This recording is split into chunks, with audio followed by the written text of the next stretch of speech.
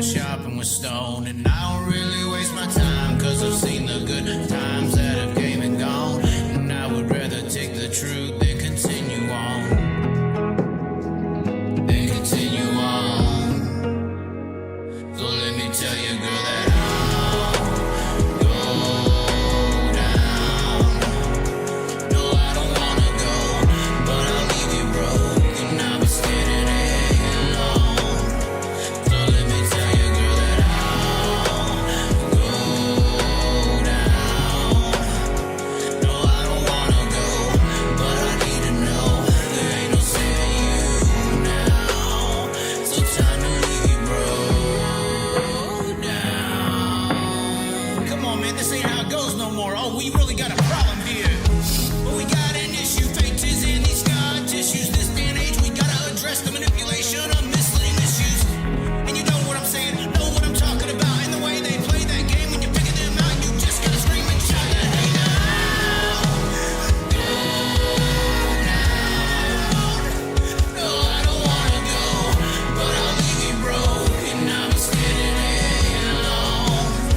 So let me tell you, girl, that I'll go down. No, I don't wanna go, but I need to know there ain't no saving you now. So time to leave you broke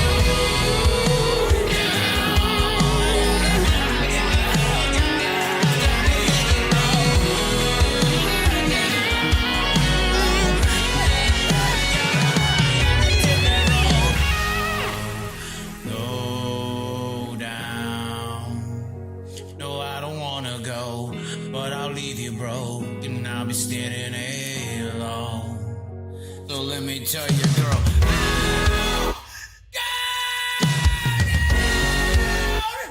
No, I don't wanna go, but I need to know there ain't no saving you now.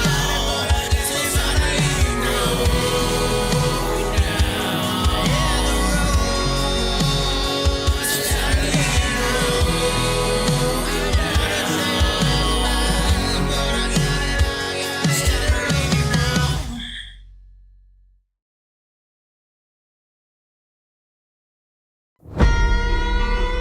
There's always more than one way to go. But which way are you going? Is it the right way or the long one? Hey, I'm walking the hard path, but God's on my side, shielding my life, so I'm just a nomad. Dealing with demons, the streets of the night, holding the deeds that are left of the kind, laying to rest evil thoughts in your mind, making you think about more than yourself, making that ego come out straight to hell. Boy, to feel alone, cause I'm old and I'm selfish. Yeah. I'm running harder than you could, baby, I should just slow it down. But wait, cause I'm bad, doing things I just cannot do. Yeah, I'm bad, not being baby, it's just the truth. Cause I'm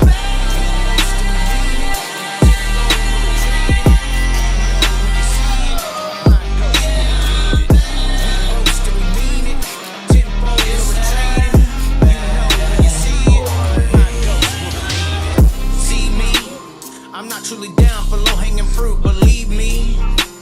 They go for the bang, the wild, the flower, the roots, the judge and the few. Deceivers, they come out the woods for them wounds. Receivers, they see them as special, cause we've been redeemed by the ones in the battle reserved for the truth. And they don't wanna talk, cause they see the way we walk it. Yeah. Don't say what you heard, cause you know that I hold my ground, my way. Cause I'm bad, doing things others just cannot do. Yeah, I'm bad, not being baby, it's just the truth. Cause I'm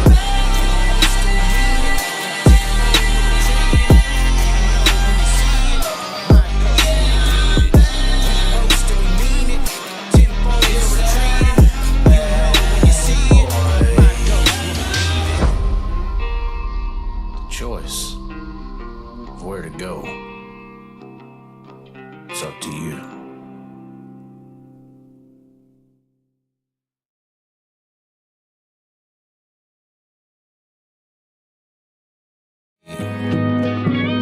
How you doing today, sir?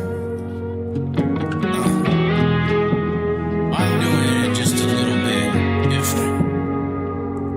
We've all had our fights, all trying to do what's right, no matter what's wrong. Always thinking black and white, 'cause we were raised with a mind that was sharp and was stoned. And I don't really waste my time, 'cause I've seen the good times that have came and gone. And I would rather take the truth than continue on.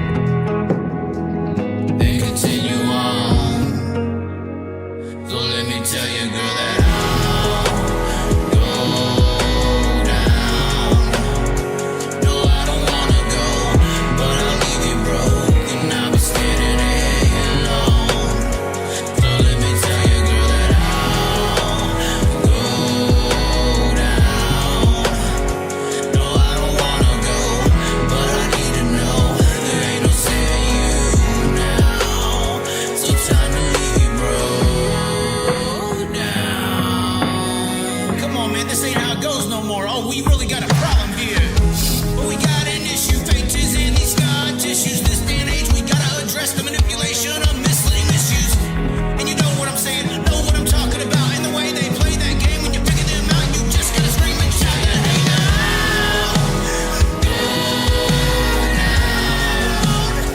No, I don't wanna go, but I'll leave you broke, and I'm standing here alone. So let me tell you, girl, that I'll go down. No, I don't wanna go, but I need to know there ain't no saving you now. So time to leave you broke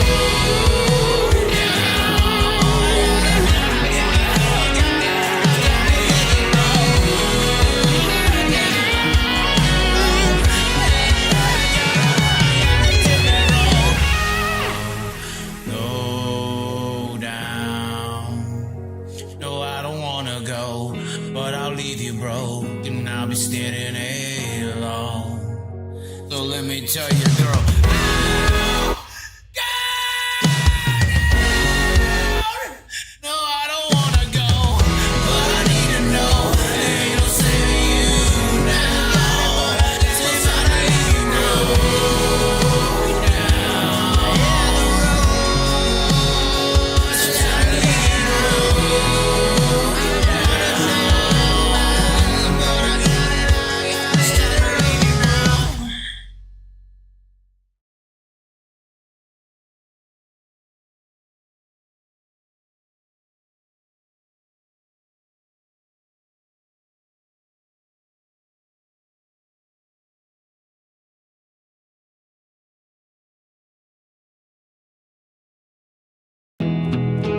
Hey, Oh my how God. you doing today, Oh sir? my. Oh my, ladies and gentlemen, we are here today. I'm we're doing here. it just a little bit different. Oh, we are here today. I go down. It's the We've all song just had our fights, repeat itself. all trying to do Do we want what's the right, headphones no on, by matter the way? what's wrong. Did y'all like Always the thinking professional black and headphones? white. Oh, it looks like somebody's. We were raised with a Serious, mind that was they got sharp their and was stone. And I headphones don't really waste my time, 'cause I've seen the good times that have came and gone. The song is called "I'll Go Down" by the Chaz. It is on Spotify or all your music platforms, Apple.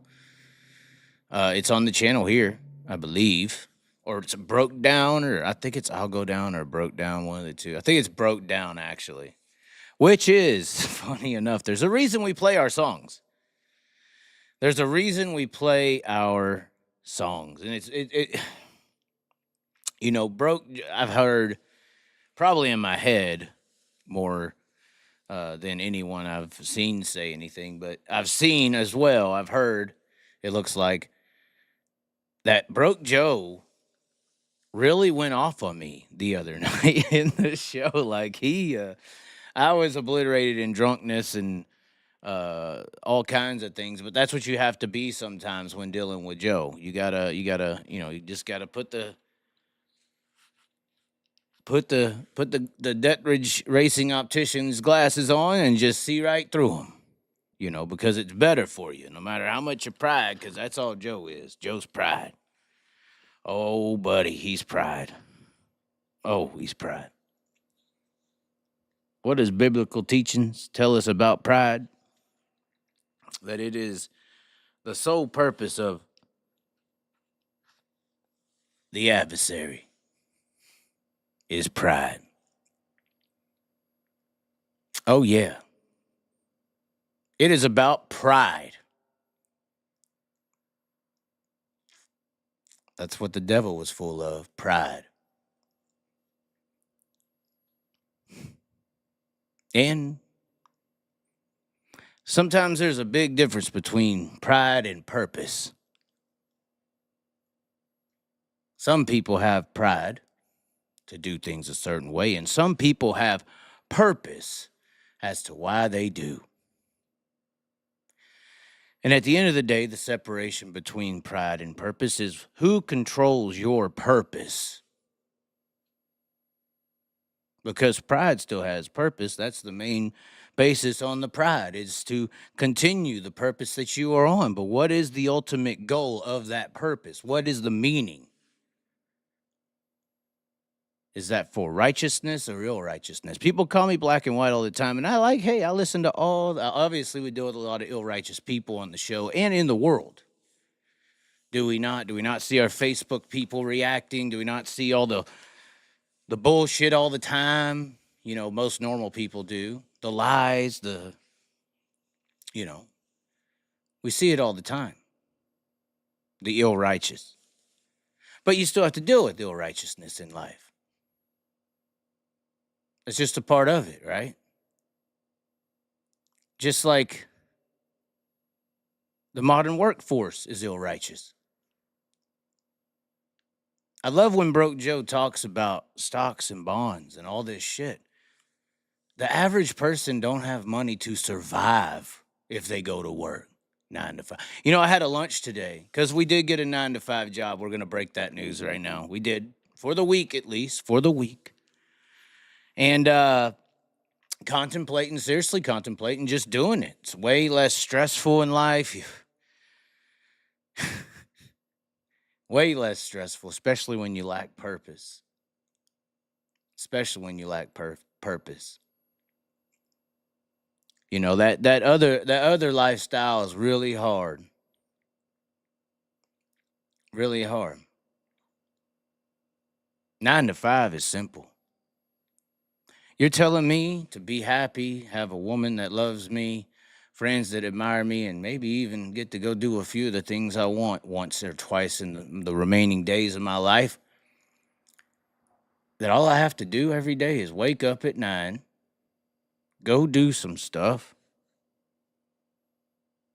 leave at 5, and that's it. Wow.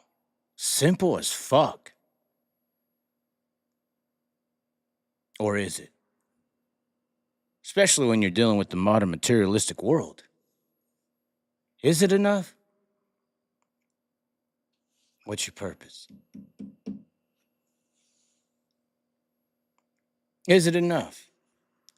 Oh, so now all of a sudden it's not, right? And the regular 9 to 5, working to just acquire those things is not enough.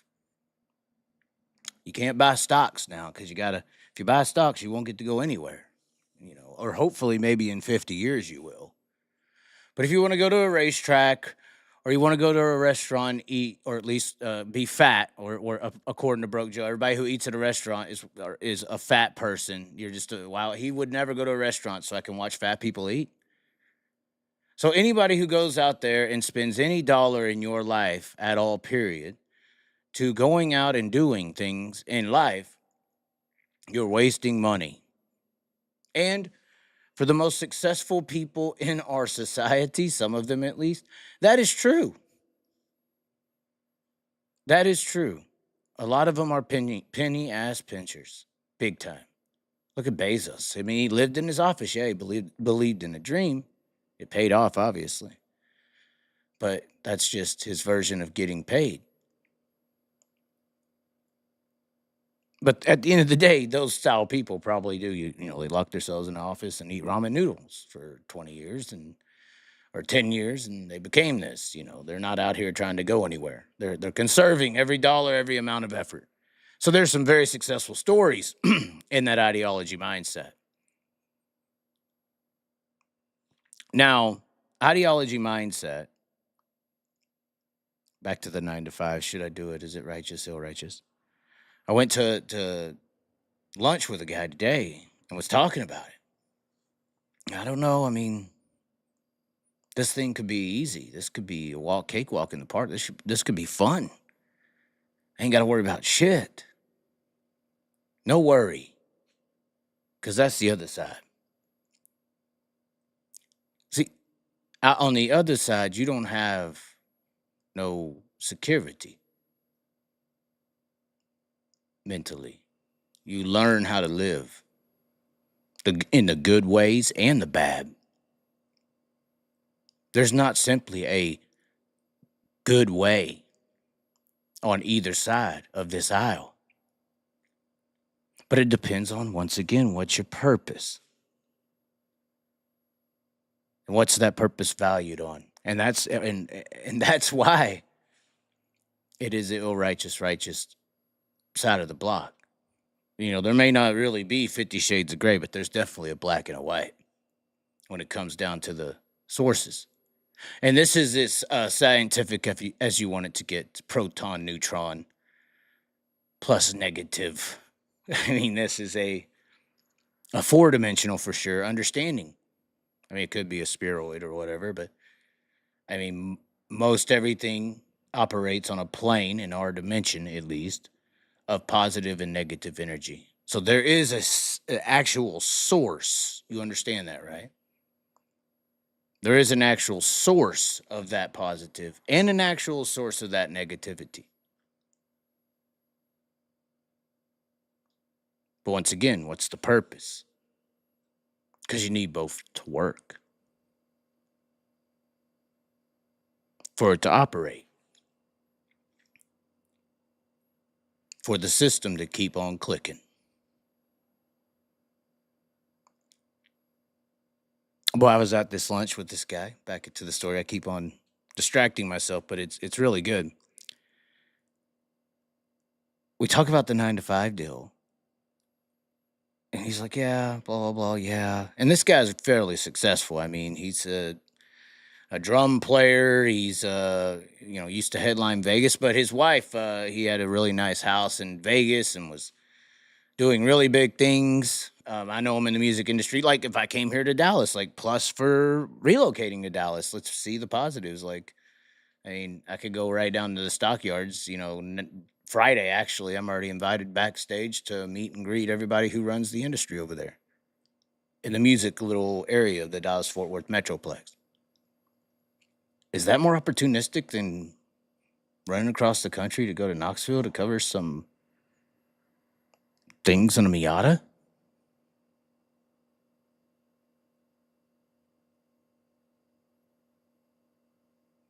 Is that even a thought as to which one's more opportunistic?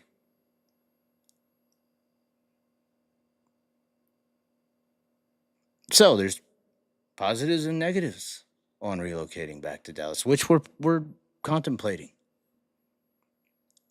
So, in some midst of the conversation, the drummer says, well,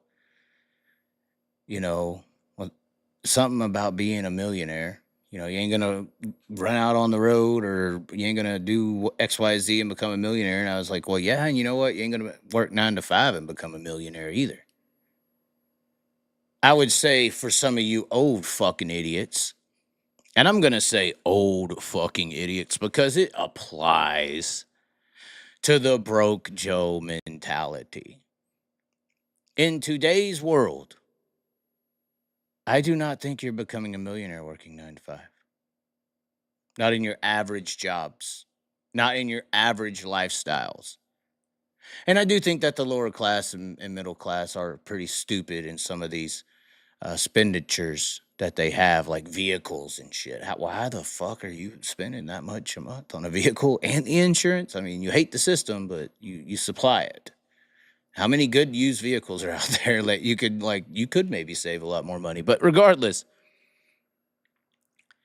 it is true. You can't.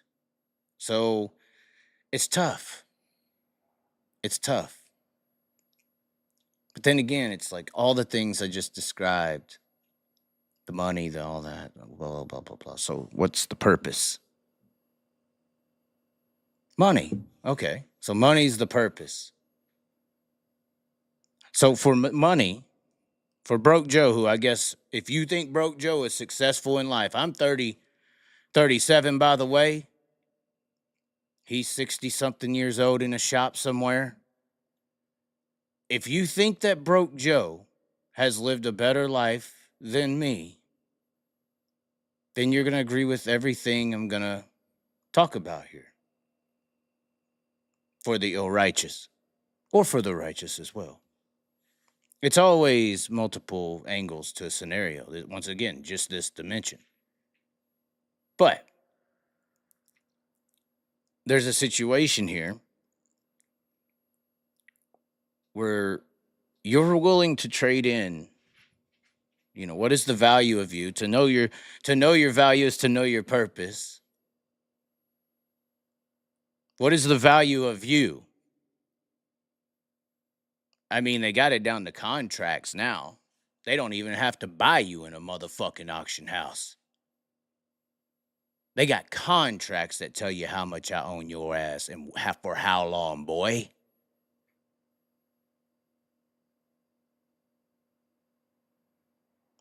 Fuck, somebody says, hey, Chaz, you want to be blah, blah, blah for $1 million for Chaz for the rest of your life? You're going to have $10 million a year and you do whatever you want with it, you know, and just come and do XYZ. Whatever XYZ is, I am now sold if I take that offer, which who the fuck wanted? Hey, man, where's the devil at? We may be taking this in. Who would not do that? Right? Who would not do that? But once again, you are now owned by whoever you just said yes to. Because for the rest of your life, you're going to say and do X, Y, Z. Boy. I know I'm speaking like some plantation auctioneer because maybe, hey, that's where I can spit. Maybe that's where my genealogy come from. I don't know. I'm from the South and I'm white, and I could say words very fast. So it might have to be, you know, I don't know. It could be in my lineage. But what I'm saying is the prices just went up. I mean, slavery, what was they buying slaves per slave or whatever, a couple $100 or something, you know, I don't know how much it was, but we always talk about inflation, right? I mean, inflation from like Steve Kinzer winning the King's Royal in 1984, $50,000 to win. Brand new Corvettes, $12,000. Oh my God. Now the race pays more to win, but it doesn't do as much. Okay, inflation, because things cost more, right? And think about how much that Corvette costs now. So 10 times the amount.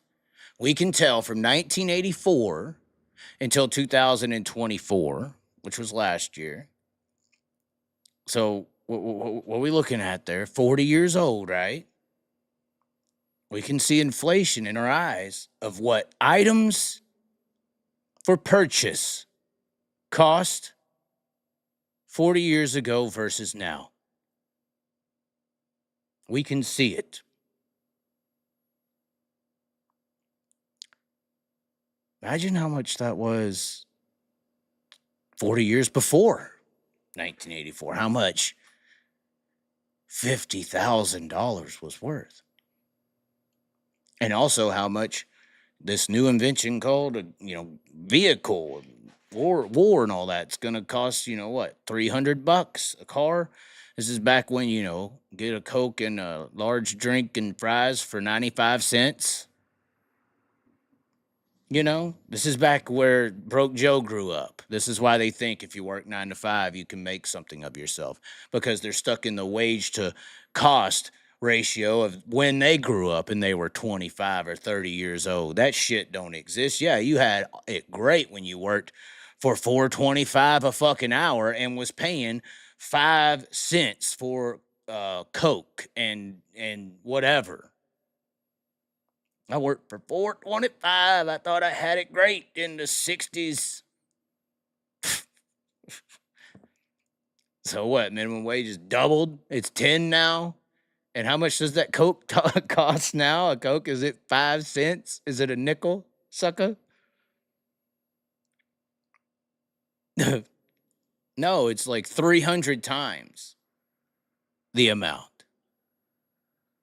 So anyway, back to that 10 million a year for the rest of your life. You do X, Y, Z. He.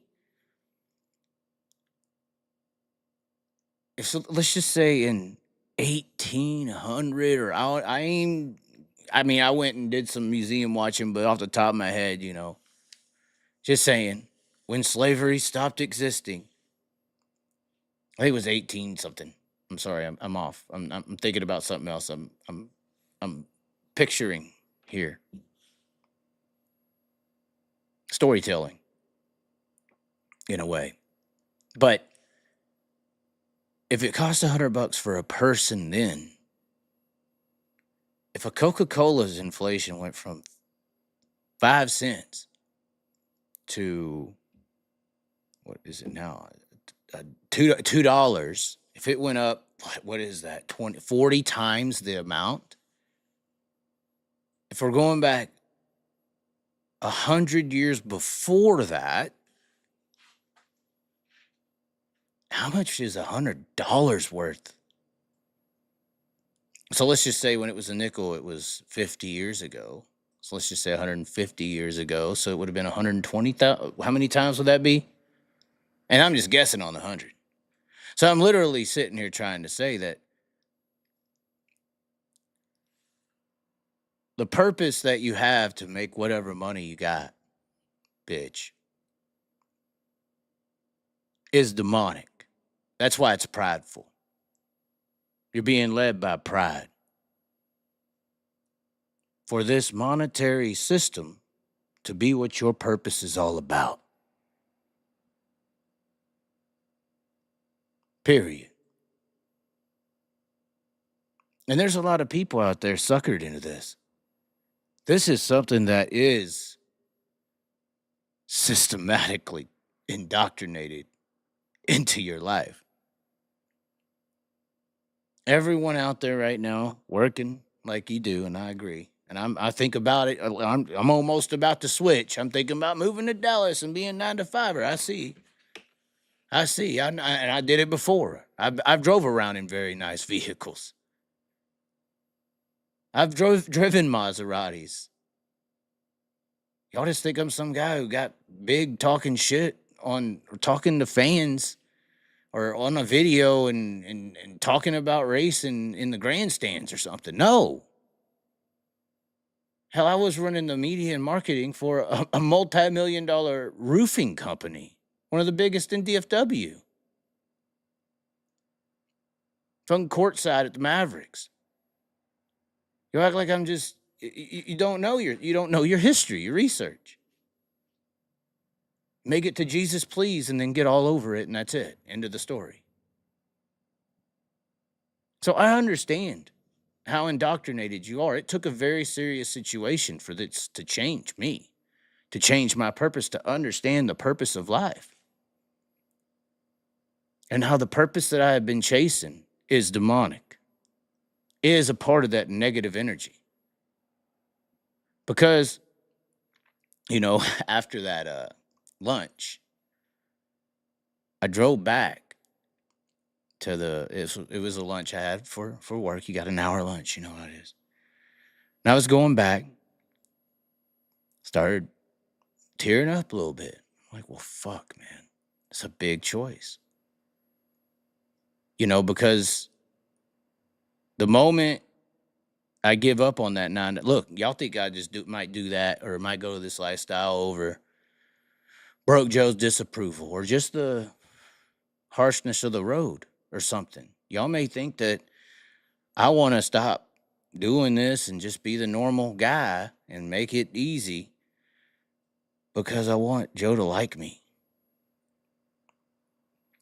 or Spike to stop talking his shit or any of these things.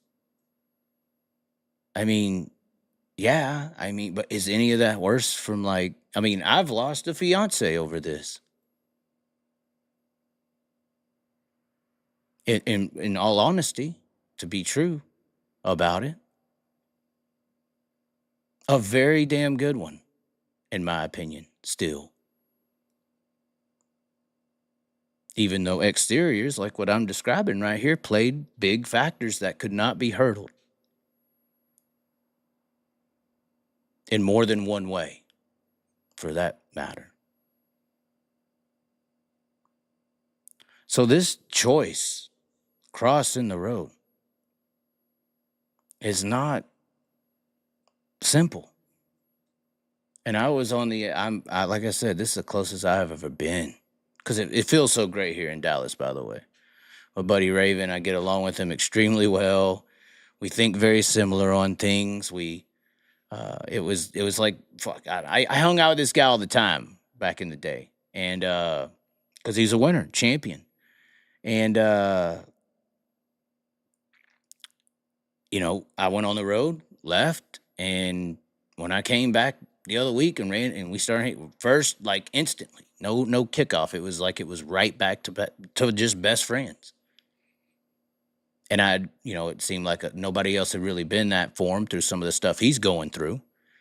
And it made me feel a little guilty, like, fuck, man, I should be here for my buddy. I shouldn't been fucking trying to play housewife.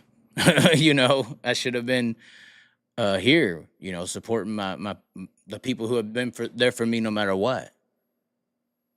No matter what. So, there's multiple facets to the other situation. So that it's more so than just, 9 to 5. I'm still thinking about other opportunities. But at the end of the day, this 9 to 5 is a big pulling factor. It is. Because of more than just Broke Joe's disapproval, but other important people too. And the effects that can cause. I don't really want to influence anyone. Maybe I need to say this because I feel like I have. I don't really want to influence anybody to jump on out here and just start race chasing. Ever. First of all, I'm talking about a purpose. I ain't talking about race chasing. If you some bitches think I'm out here race chasing, you people are fucking stupid. I'm out here spreading a message to an audience. And that's why my audience, or the message I spread, isn't always centricated around motorsports. Because the message is more important. See, well, maybe, so you built your backs on the, or you built your shit on the backs of the dirt fan? Okay, fine. It's where I'm from. Whatever. I mix it in all the time, too, because it's a sport I very thoroughly enjoy. That is the centricated topic, because that's what I pay attention to. But also at the end of the day, there's purpose involved. So I hope to never influence, once again, anyone to do this. But it's one of those things. It's one of those things that is not easy. And at the end of the day, I'm questioning quitting it. Did the rest of the day at the work. Drove to the house and kind of got a little teary again, and because it's a big decision. And then Get into the house, and this Jim guy, Jim Ellenberg, calls. And he says, "Hey, Chaz, you coming up to Jack? I'm up here near Illinois, Jacksonville's coming up." And I get these calls all the time, and it's very touching to have somebody say, "Hey, are you coming to a race or anything?" It's cool to have people looking forward to seeing you, because I got too many people not looking forward and hoping that I ain't there. I got a lot of bad eyes on me when I'm at racetracks. So the good ones, when I get a few, are good to have. But regardless, at the end of the day, he calls, I answer, and we start talking about the racing and all that.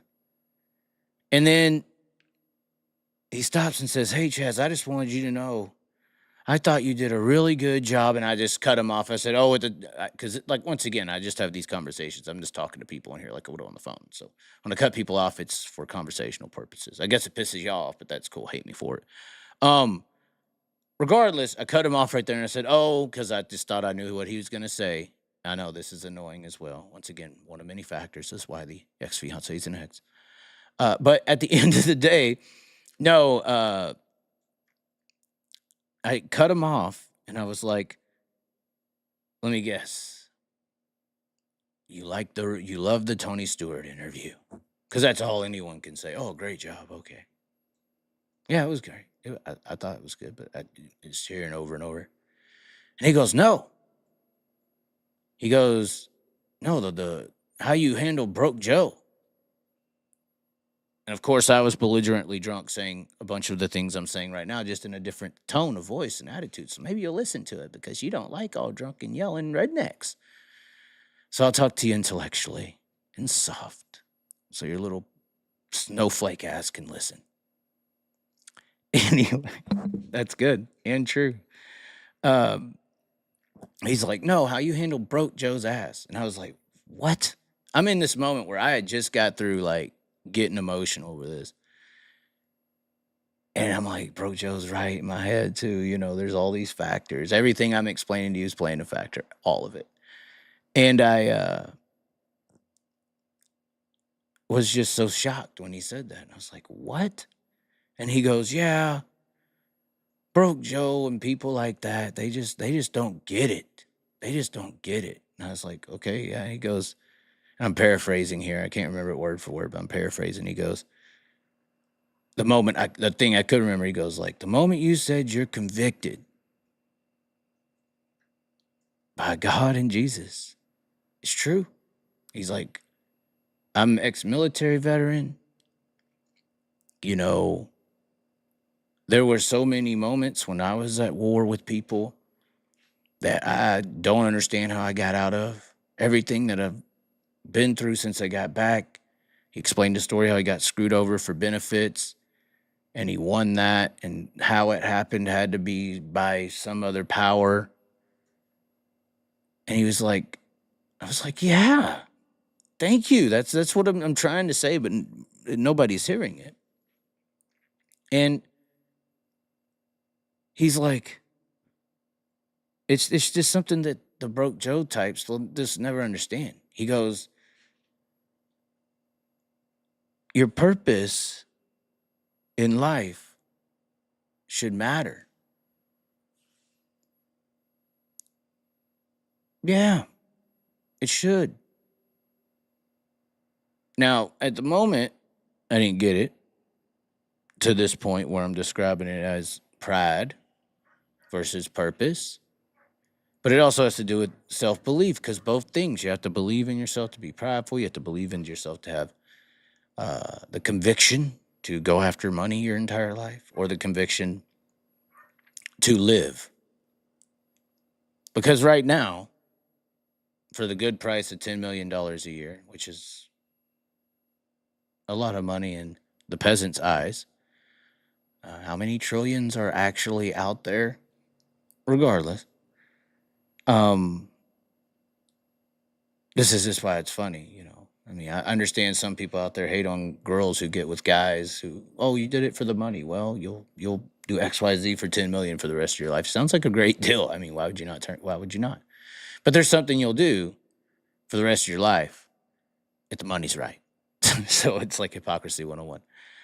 Anyway, he more so was like pointing out the purpose of life. Like he was explaining how he knew these people who worked their entire lives. They retired at like 65 and went to venture in the world, and they died like a year and a half into it. It didn't even last long. So it was like, what's the purpose? Did you really live? Did you? And then this is the scenario where now, after having that conversation, there was more that was said. But after having that conversation, I don't know how far I am from one way or the other. Because the purpose is to spread word of life's value. Life's value and what it's determined by. Is it determined by a dollar bill, or is it determined by purpose? And if the purpose for you is a broke Joe fucker who's chasing that dollar for the rest of your life, then it's for the money. It's not for the purpose. Because I think your purpose is discovered. It ain't necessarily given to you. You know, it's something that you discover that you should do in life. I mean, you got to get past the desire for money. You know, how many of these people get all this fucking money in life and then they're like going into or whatever it's called, philanthropy? What is it called? My mouth. Philanthropy or whatever it is. Yeah, philanthropy. That's some cotton mouth. I needed something to drink. I was trying to talk to Raven about this earlier. There's two sugar-free Red Bulls. Oh, okay. Okay. In order and sugar-free. Okay. But at the end of the day, now you can hear me all crackling into the mic. I just think that, you know, the God in Jesus still is true. You know, how many moments, and if y'all need an example of how true that being, or at least having that belief, maybe we can do it ourselves or something, like the other people will say. Maybe it's like the astrology believers out there. You know, astrology is demonic. Look it up. There's no doubt about it. But, you know, when you go diving in deep into that, you know, they think that you control it. It's kind of like Scientology is the same kind of way. Like you dig in deep enough and you start thinking like the Scientologists and the astrology people, the ones who are really into it, witchcrafts, pagans, basically, pagans. When you start digging into it, they literally believe that when you have things like that happen, when you really need it and it happens, that is you kind of like manifesting. You're actually doing it. There is no God. It's your energy that you're putting out by thinking about it. That's what they believe. I'm just telling you. But regardless, I mean, I'm probably the biggest example of that. I mean, people have been watching me since 2019 on the road, right? Without a damn true dollar to my ass. 2019 on the road, gung-ho, shit in the car. Let's go. Do you know how fucking much you have to believe in a purpose to do that? And then walk up into the Chaz in Seattle when Black Lives Matter took over the city? All these scenarios I've walked in and out of. You know how much purpose there has to be in that? Risk. It ain't risk for money. Turn that down a lot. What is it for? Oh, there must be a purpose to that, right? And this is why it confuses most of you regular people. Why would he do that? Must just be some big race fan. Why would he do that? It ain't for the money. That's so weird. I've never seen that before. Really? You know what I'm saying? Like, this is my life in the last 6 years has literally been proof. of something out there controlling shit more than that monetary system.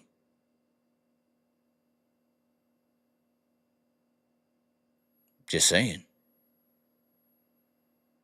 Just saying. So, before we go into deeper crying, the channel, I don't know. After that guy called, he's wanting to go to Jacksonville next week. It's a decision. It's a decision. It is a decision. I don't know which way to go. I guess we could end it there, right, guys? We're done. 46 minutes. Guys. All right, well, thanks for tuning in. No, I'm just playing. We're going to open up the lines. I know we got plenty of people who want to talk about things. We're going to have people call us tonight and talk about whatever you want to talk about. We'll if nobody wants to talk about something specifically, I'm going to talk about the Hulk Hogan deal, Knoxville, cows. Apparently, I can't spell calls well enough right now. But I want reactions to stuff. I want somebody said Dallas Mavericks look decent so far. I just want responses to what if y'all have something you want to say about what I just said, let's do it. If y'all want to talk about Tanner Holmes, all these things, let's see what we can do here. Let's see what we can do here. All these ads are not for money. They are for money, but how is that money being used? What's the purpose of the money? Is the purpose of me making this money to make more money? Is it? Because I could show you how it isn't. No, the money that comes to me gets spent towards a purpose. Do you not get that? Oh, you should save. You shouldn't go to this race or that. The purpose is more than the money. You want to save it.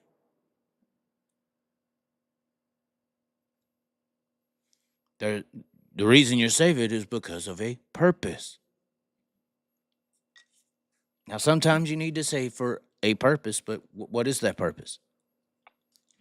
To be richer, to have more money, to have nicer things, bigger trucks, bigger cars, bigger houses?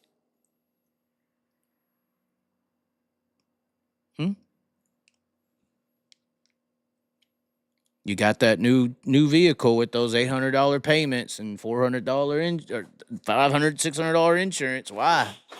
Why'd you do that? There's some used cars for sale over here for $4,000. Insurance is cheap when it's liability. Why are you doing that? The materialism, the consumer market, they breeded y'all to do this. That's how America stays alive. We are a spending economy. A spending economy. That's the first base layer of learning the game. I'm just saying. Anyways, calls. Let's hear them. Lines are open. 925. Oh, no. I think I know who this is. Hello? Are you there? Oh, wait. We got to do two things. We are about to actually lose battery. Hold on just a second. Hold on. Let me get you on the line. Oh. Hold on. I had the headphones on the wrong thing. Hold on. I got to make sure that this computer stays on. We are low on battery. It came disconnected. We'll be right back, and then we'll take the calls. We'll put the chat up on the screen while we do this. We will answer some text if you don't want to call.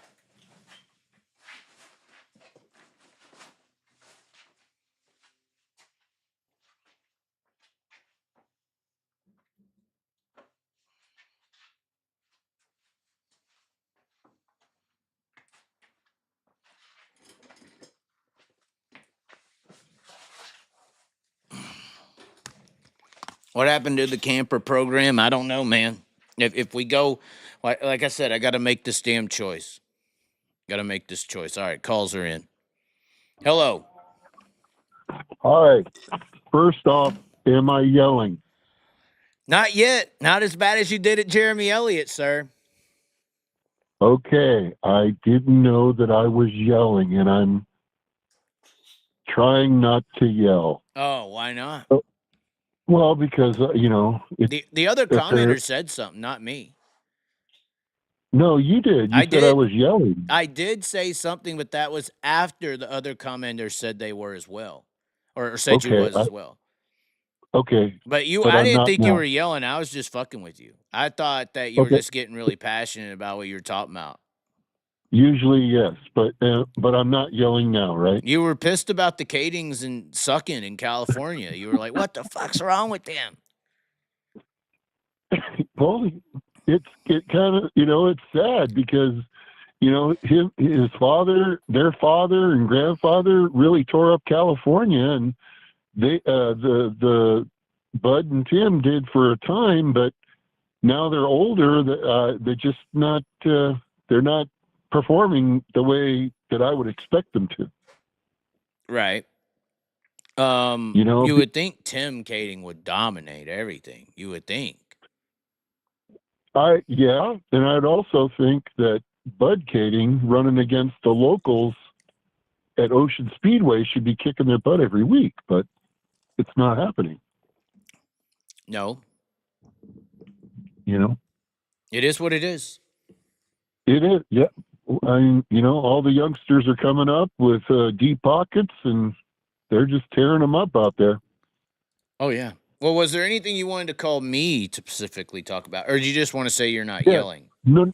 I would like to talk to you. I mean, with your voice, he did come over here and give me I feel like I need a cigarette to talk to you. Because let's do this. All right.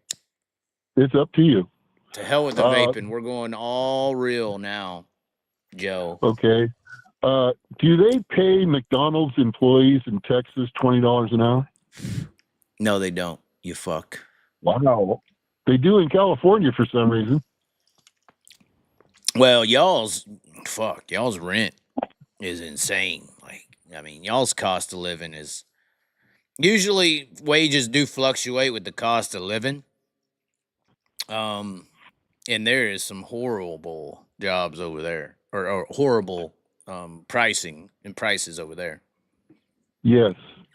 I just, I'm very frustrated with people making $20 in McDonald's, and I've been working on cars for 43 years, and I'm only making $13 more.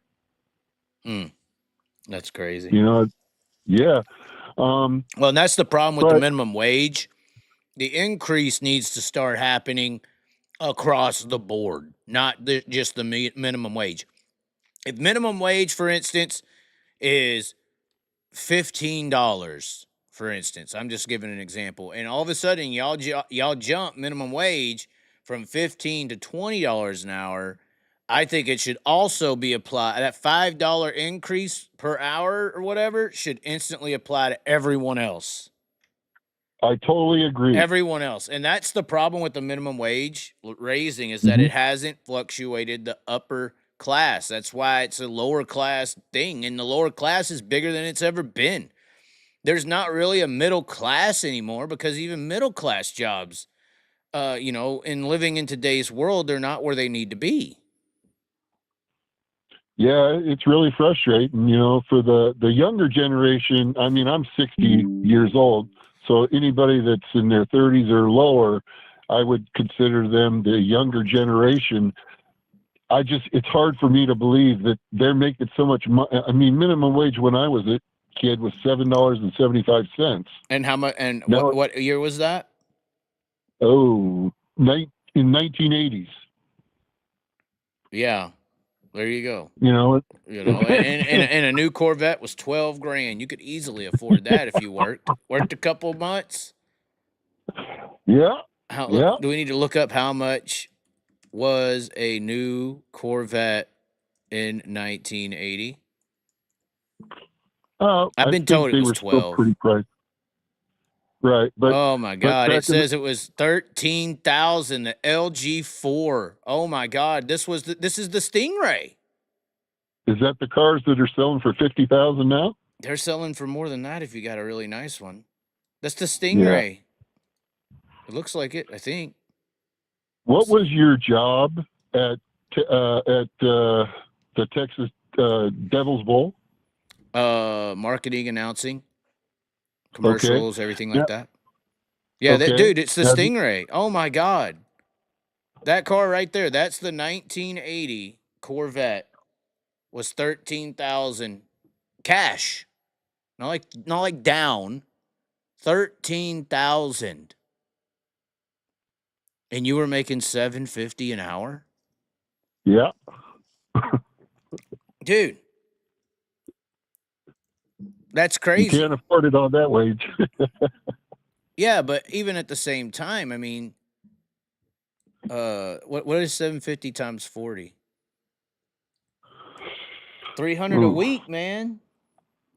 Yeah. 300 a week, and that was to start. That was minimum. So an average job back then was probably what, 18? Yes. 18 times 40, like we're talking about like just a regular job, 720 a week.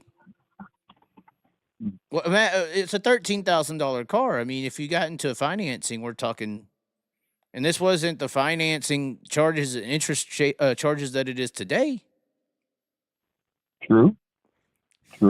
Insurance But is now- half the cost. Gas prices. What was the gas price in 1980? Oh my gosh, like 75 cents. Yeah, let's do the economic. Well, it says $1.19 per gallon was the average.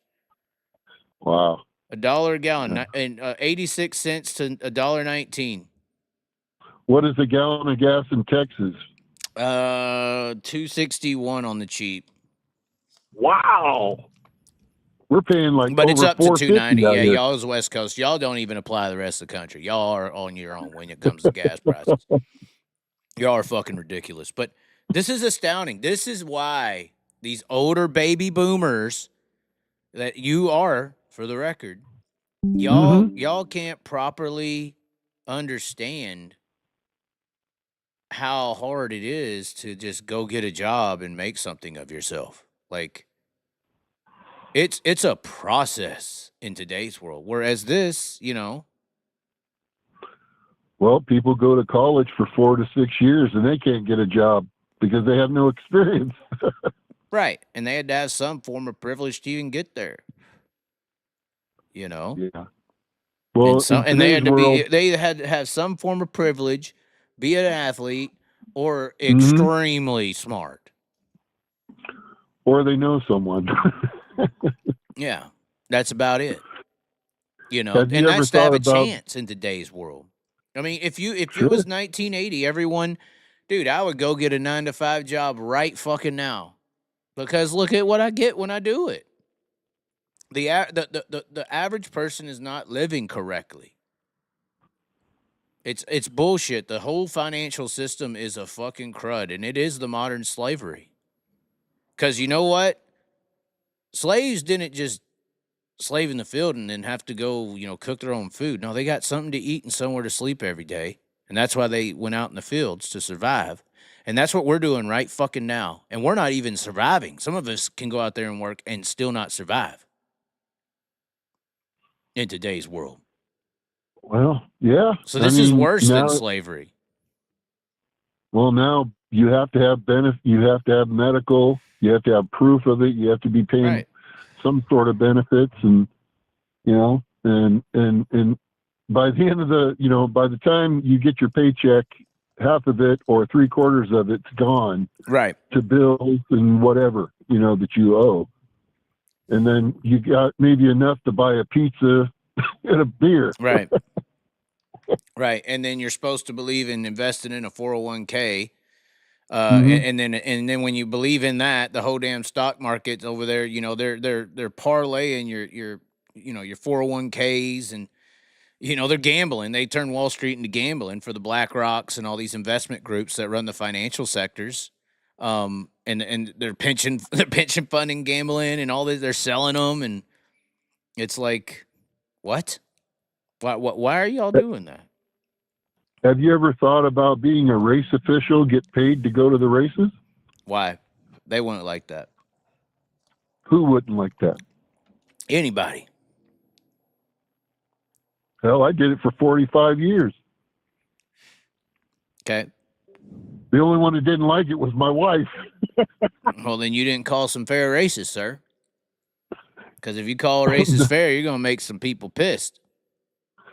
Well, I learned a long time ago, sir, Mr. Chaz, that if you can hold your head up walking through the pits, you're going to have like 90% of the people agree with you, but you're always going to have one person or one group of people that don't. And as long as you can get past that issue, you're going to be fine. Mm. You know, you do your best in whatever job that you do, but there's always going to be somebody trying to piss on you, you know? Right. You know, but can I talk about Sanders for a few minutes? What do you want to say about Justin Sanders? You know, Broke Joe gets very sensitive on this topic. We don't want to hurt his feelings. I know he's against me too, so I don't know what I did to make him mad.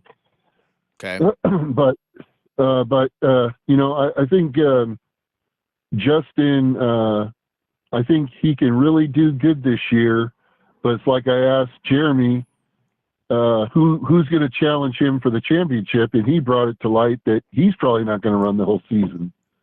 Mm-hmm. So, you know, I mean, it leaves it wide open for Bud Katie to win. Is he going to be the only one?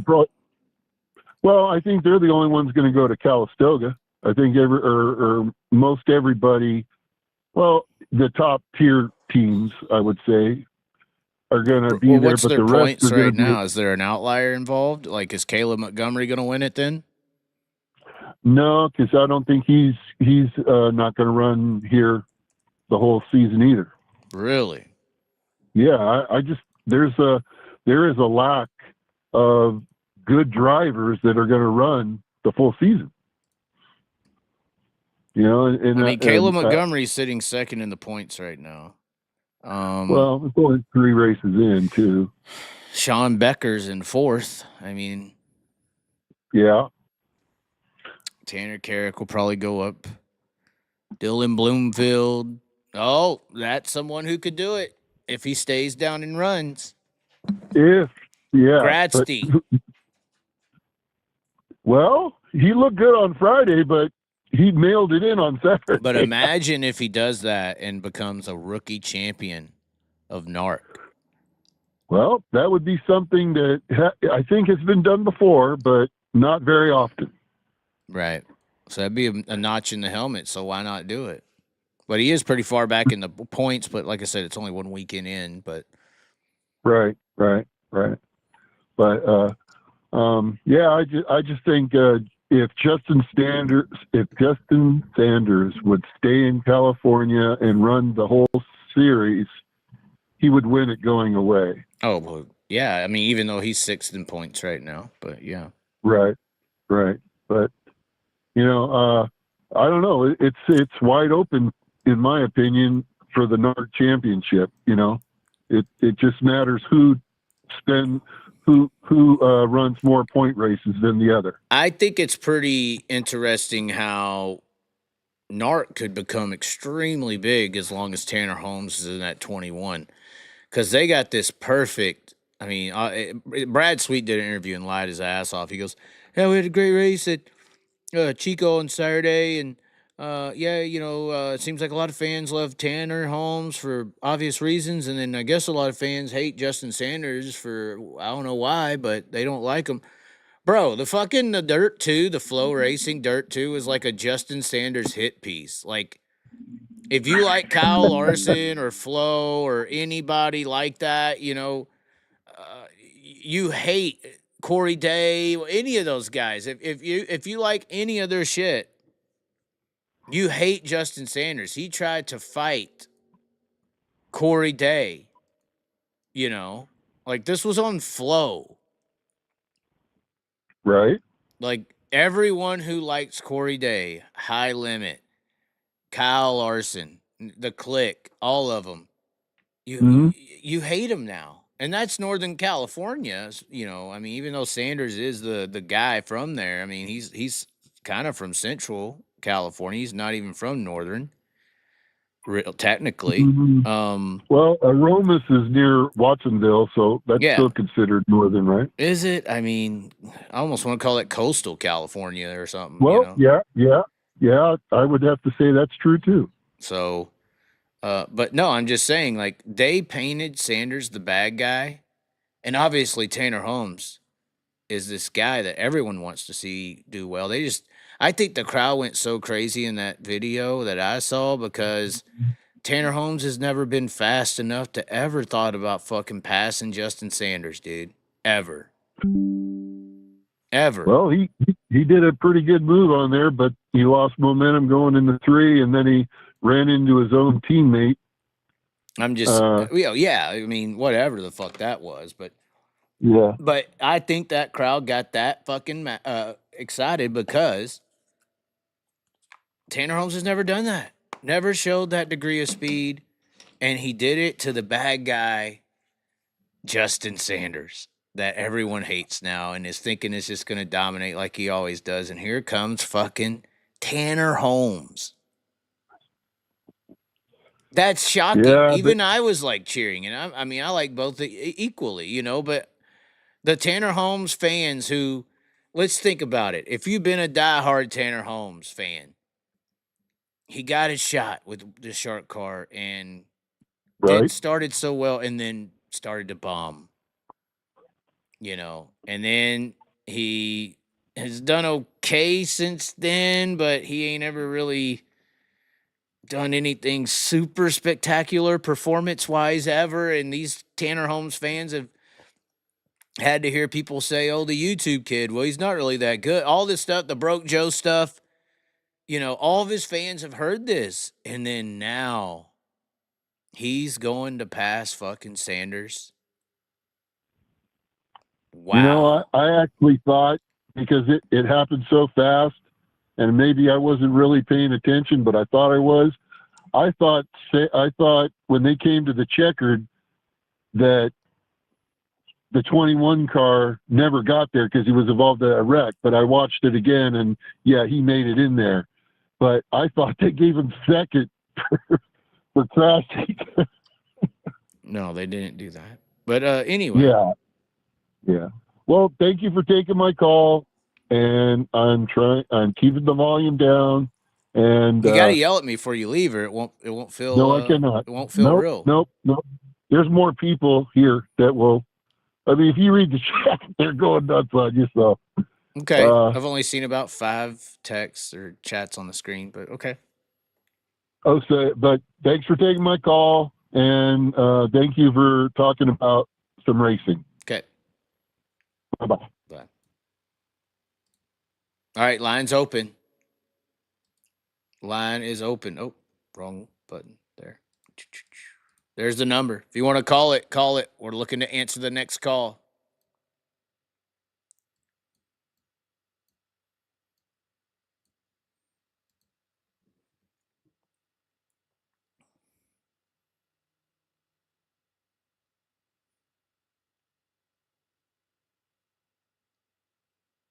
No one.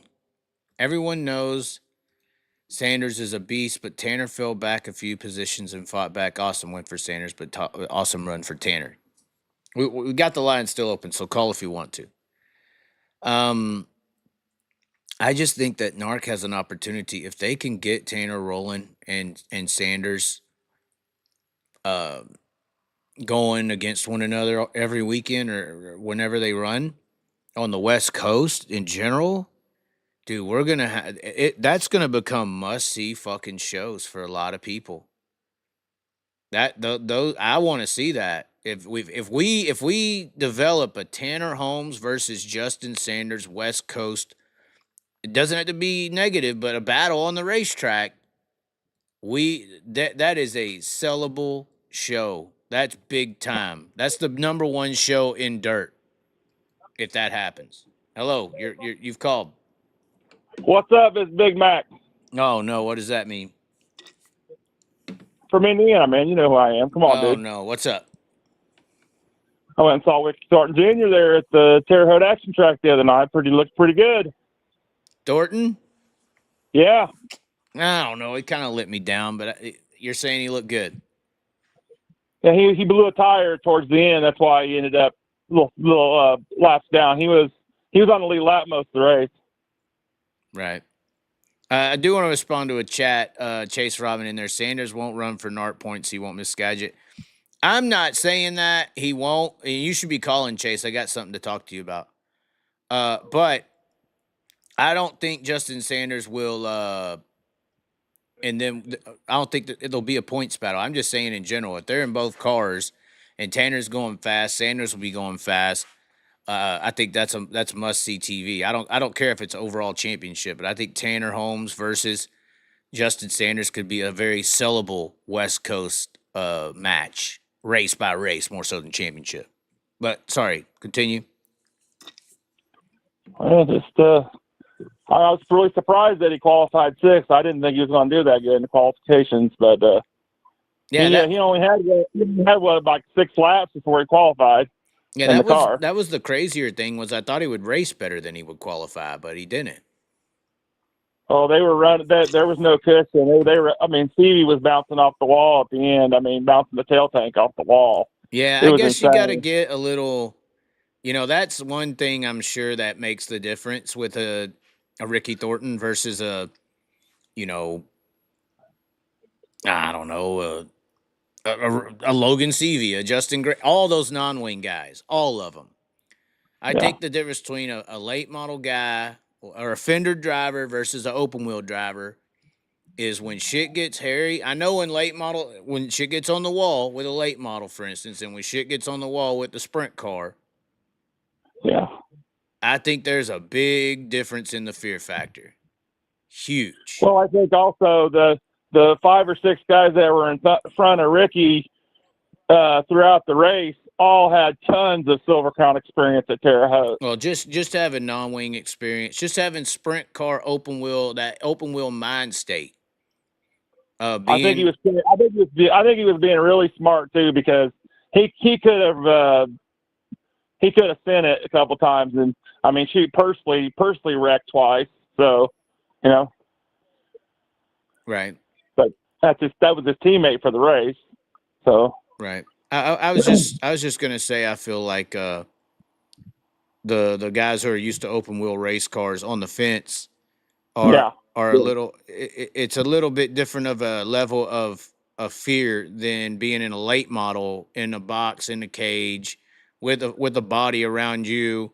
You can hit the wall and kind of brush it off and keep going. Hell, you could use the wall to get some runs, maybe, and feeling safe the whole time. You can hit the wall as hard as you want. You'll just nose it. You'll just fuck the car up. Whereas if you're in an open wheel car, wing car, non-wing, Silver Crown midget, you're tossing that motherfucker up on the fence, buddy. If you fuck up, you might die. I'm telling you, I've been at Kokomo. I've been going to Kokomo for 15 years now. When Larson and Rico were younger and they were just running USAC, I seen them run the midgets in a drought with no cushion. I mean, like, you wonder why Larson can run that wall in NASCAR so close? Yeah. And Dale Jr. is dropping his jaw, wondering why Larson. It's because them motherfuckers run that shit right against the wall. Lap after lap. Oh, man, it was insane. I think, and honestly, people are celebrating wingless drivers. I think it's more dangerous with the wing on when you're on the wall. You're going faster. I think there's more risk. I think it's just I think regardless of which one's riskier, I think both sides you have to be willing to fucking actually die to run that close to the wall. In a wing car, non-wing car, because if shit goes wrong, it could be it. You're gonna go for a ride in either one of them. Whereas, like, I feel like that's where Ricky Thornton and any late model guy who comes over to sprint car racing, that's the barrier they got to cross way more than driving the car. Oh yeah, it's insane, man. It's insane. Yeah, you got to be willing to do some literal life risking moves to succeed in sprint cars. I personally love the non-wing stuff. I'm in Indiana. That's what I'm exposed to, but I go to Eldora every year and watch Kings Royal and Let's Race 2 and go to the high limit races at Lawrenceburg and stuff. So, Well, it sucks y'all don't have the mile race there at Indy anymore. I would have liked to see that, that Chris Wyndham wreck one year. I swore he was gone, I know. I was there at that race. I will tell you what, your folks from when you grew up in the ghetto are the ones running that shit. Hate to break it to you. You'd be surprised how many of them are white.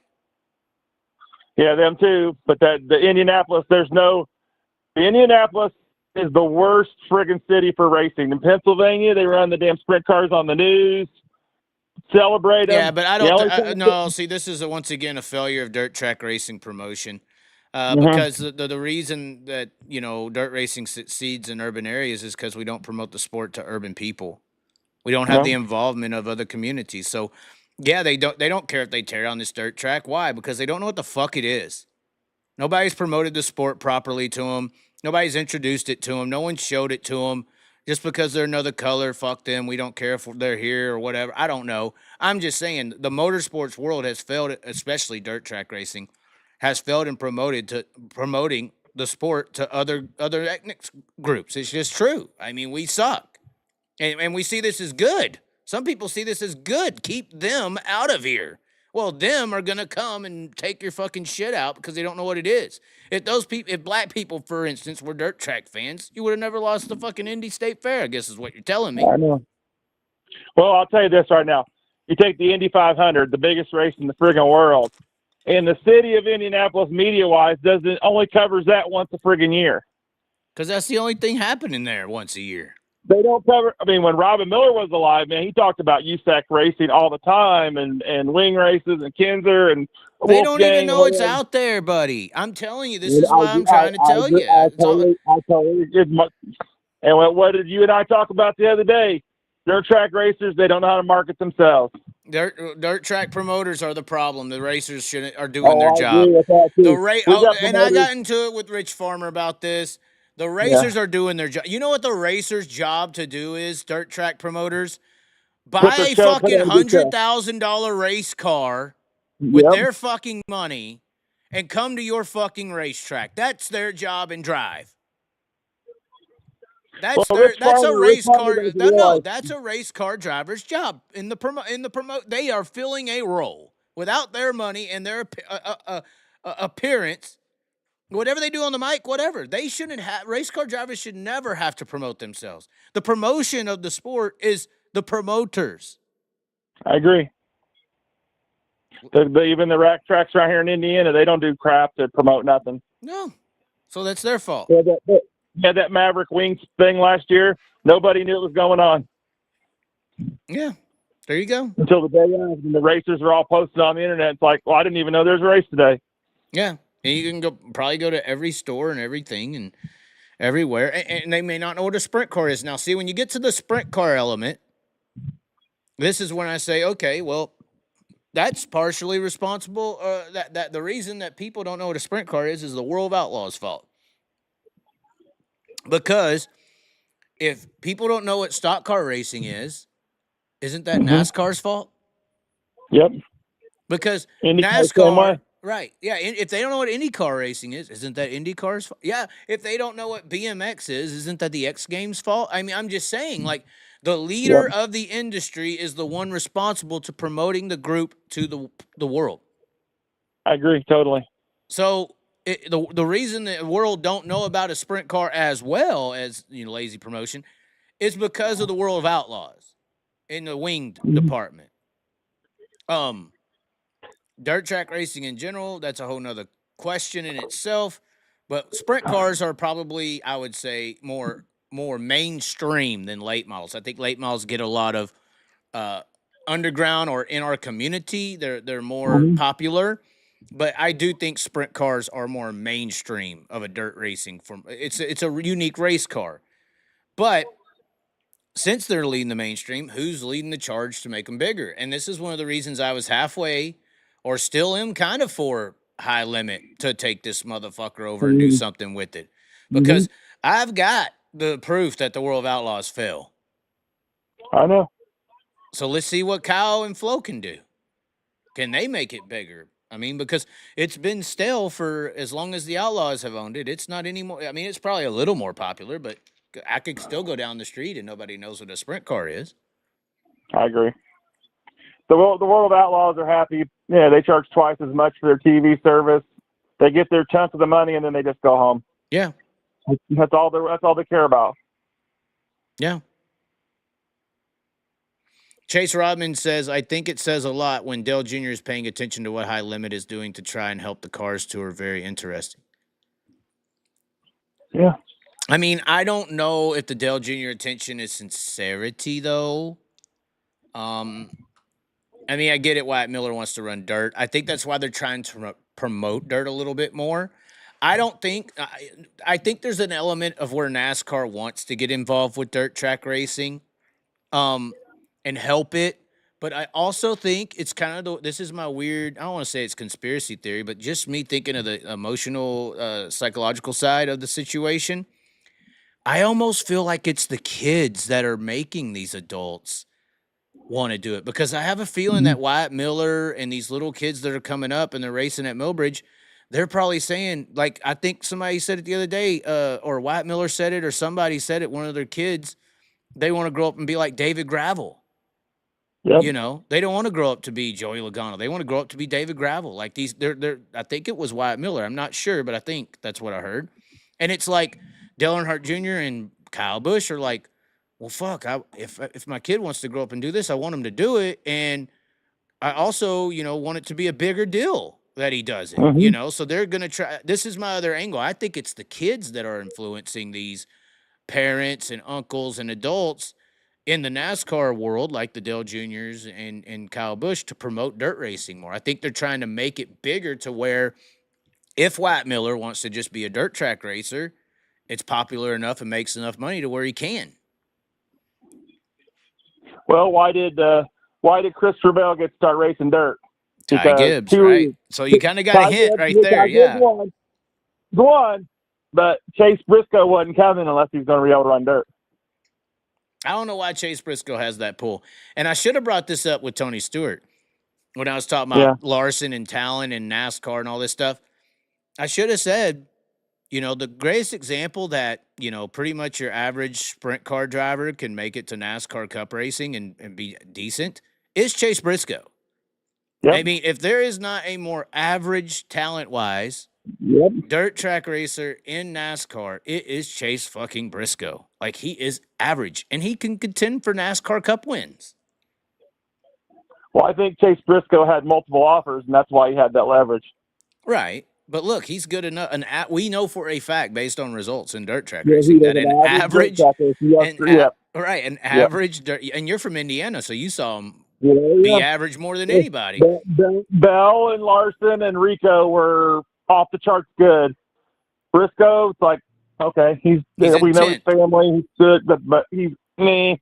Yeah, he's in 10th. He's like average. So it's like, that shows you that an average dirt track guy, even on a local level like Briscoe, he was average locally at Bloomington.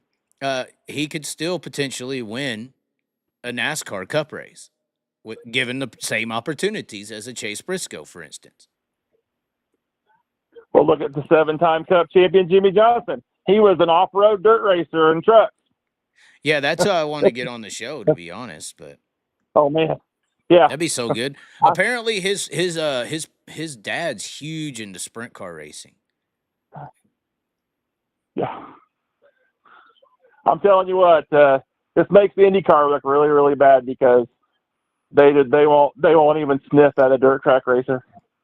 Yeah, they should look that way, but I don't know why. Who was the last guy they tried to funnel? I think was it Clausen? Yeah, no, Clausen really just had his own deal going at Indy. He never got sniffed by an IndyCar team. Who's the most? So no one. Stewart's the last one. And I'll tell you a story about Stewart. Tony Stewart was running USAC, Triple Crown winner, everything. And the IRL started, and John Menard needed a driver for the Indy 500. And you know who Kerry Agajanian is, right? Correct? Yes. He was Tony Stewart's. Mm-hmm. Yeah, that's where Casey Agajanian. Yeah, Kerb Agajanian. Yes. Yep. Yeah. So Kerry Agajanian is sitting in dinner with John Menard. John Menard's like, I need a friggin' driver for my car in the month of May. And Kerry Agajanian puts on a note, puts Tony Stewart's name on there, and John Menard literally said, who the fuck is Tony Stewart? Interesting. Well, you got to go back to CART. They broke away from USAC in 1979, and I'm telling you right now, Roger Penske still hates USAC. You said 79, so you're talking about the original breakup. Yeah, USAC was running basically the IndyCar, and they still ran the Indianapolis 500. And Roger Penske and a bunch of the other owners made the championship auto racing teams in 1979, and they have not taken another USAC driver since. Are you sure about 79, or are you trying to say 97? No, 79. That's when USAC and CART broke ways for the series. Yes. And then USAC ran the Indy 500. They sanctioned the Indy 500 up till when the IRL was there. Right, after. and then you could also tell when USAC and NASCAR was working together then, because the drivers who ran at Pocono couldn't run the Charlotte race either at NASCAR's race. They banned the same drivers. Here's another thing, too. Robin Miller knew this before he passed away. The worst thing Tony George did was let NASCAR into the brickyard, because NASCAR's goal was to put CART out of business. It wasn't to beat them. It was because, in 1995, I went to that Indy 500 when Scott Goodyear passed the pace car and Jacques Villeneuve won the race as one of the youngest Indy 500 winner ever, first Canadian. And man, he let NASCAR in the year before, 94, and they split after that year, and it would been the rest. That Indy cars went downhill. They were bigger than Formula One and NASCAR combined. Yeah, I don't know if you've heard me explain that before, but I have, and you're right. But starting in 1996, that's when NASCAR took over, and Formula One is what it is now. Formula One just doesn't market. Perfect storm with Jeff Gordon and Dale Sr. coming up, battling one another. Perfect story. Perfect, just aligned so perfectly. It was so coincidental. Jeff Gordon's dream was to go to the Indianapolis 500, not NASCAR. Right. You know that Ken Schrader took over the 25 for Tim Richmond, right? Yep. You know that Cole Trickle was based on Tim Richmond, right? Yes. Oh, yeah. You know that Cole Trickle hit Rowdy in the Turn 4 at Daytona, and he never got back on the track again, right? That is true. You know that Ken Schrader hit Dale Sr. in the door off of Turn 4 at Daytona, and he never came back, right? And I knew Dale Sr. was died because when they put the microphone in Ken Schrader's face, he looked like he seen a dead man. Yeah.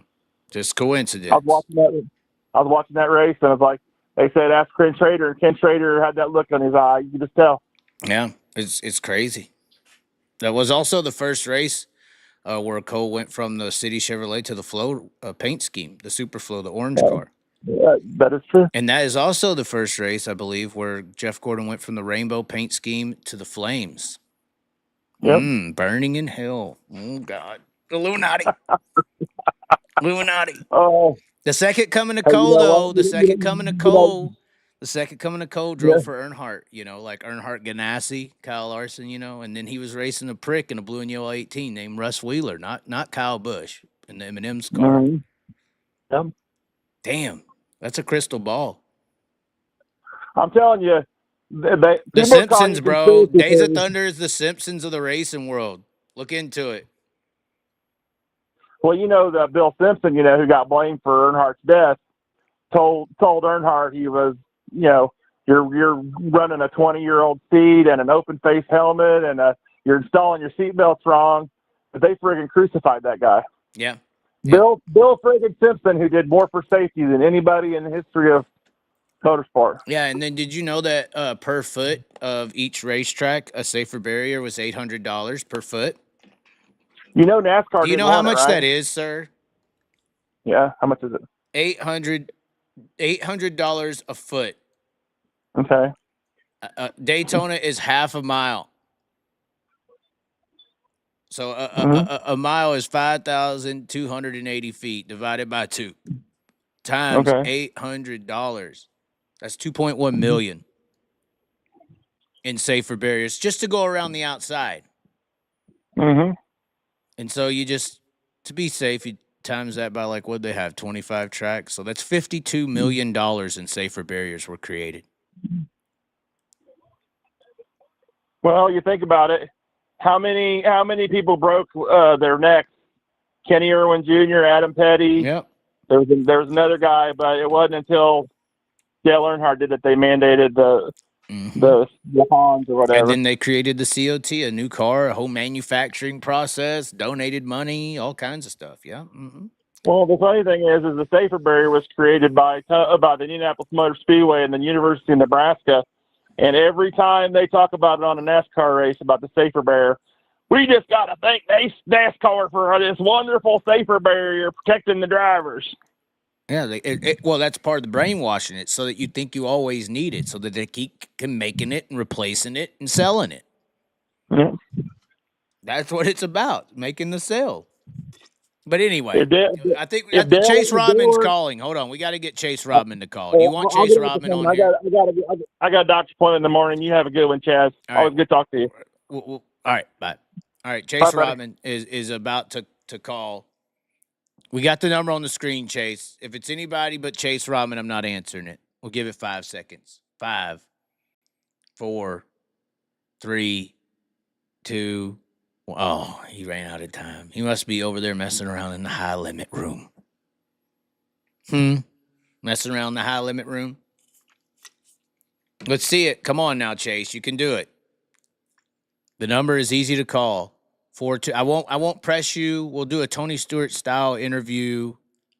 It'll be nice. Let's talk Tanner Holmes. He's not doing it, guys. So all y'all, Chase, if you're subscribed to the Rodman Rundown, you might want to question your subscription now. You might want to question your subscription. Because he can chat. Maybe he's got his girl over or something. He's got excuses. Now he's arguing with her. I got to go outside and make this call. I'm going to lose some subs. That's funny. There's no call. Craig Rodman. We're trying. We tried, guys. I thought he would call. I really did. Oh, my. He hasn't even texted me with an excuse.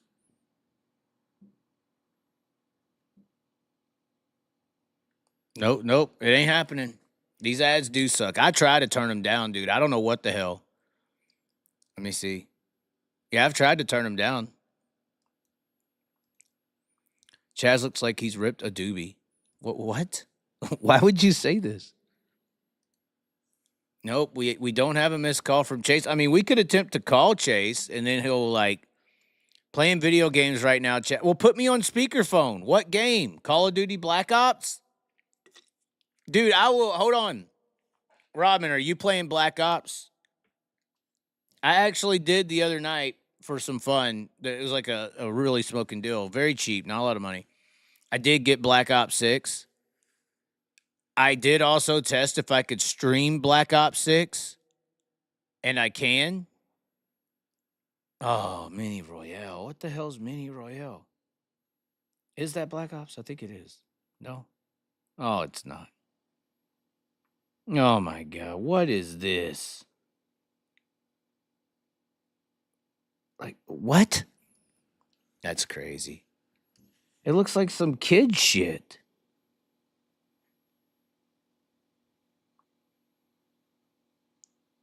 Look at this. Can y'all see this? It's like some kid shit. Hold on. We'll get it on the screen. Hold on. We'll show y'all what Chase Rodman's doing. Y'all sure y'all want to be subscribed? I mean, do we talk about the Hulk Hogan beer deal? I mean, I kind of care, kind of don't. Do y'all want to hear the audio of what Hulk Hogan said that everybody's accusing him of being racist for? We'll definitely get the episode flagged. What is it? What do we look at? Mini Royale. Oh, Royale. Look at this, guys. This is what Chase Rodman is playing. What in the heck, Chase? This is when you remind yourself that Chase is just a kid. Look at this. He's playing this, guys.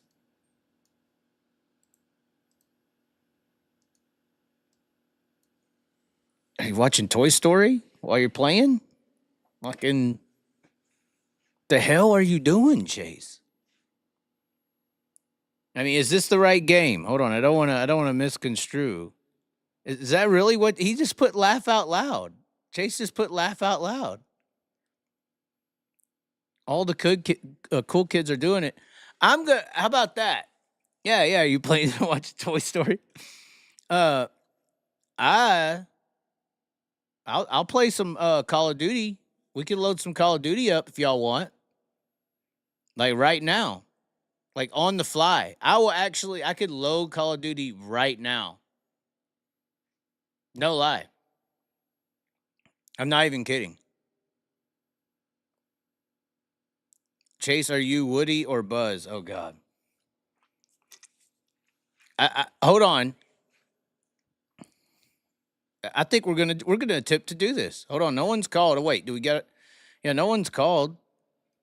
Squad up. All right, guys, we're gonna end the talking portion of the show.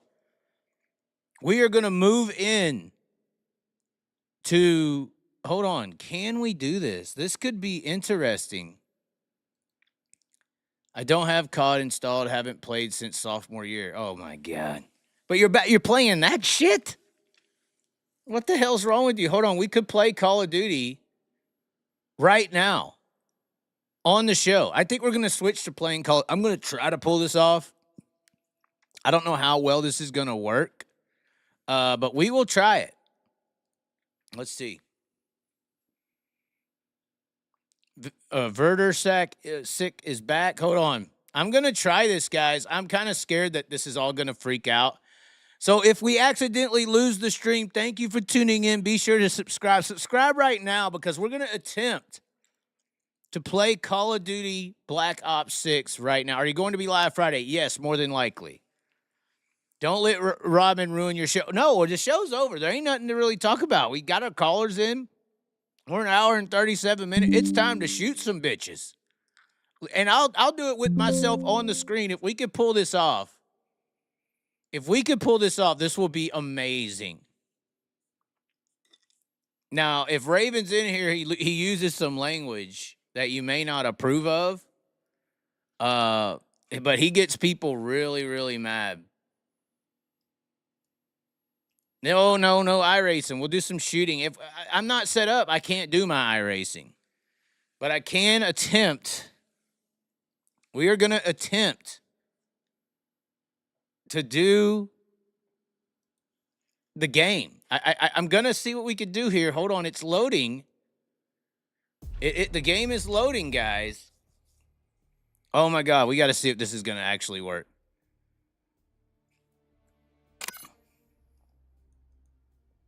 Uh-oh. I think we're froze. If we're not, we'll just keep on trying here. Are we froze? I don't know if we're froze or not.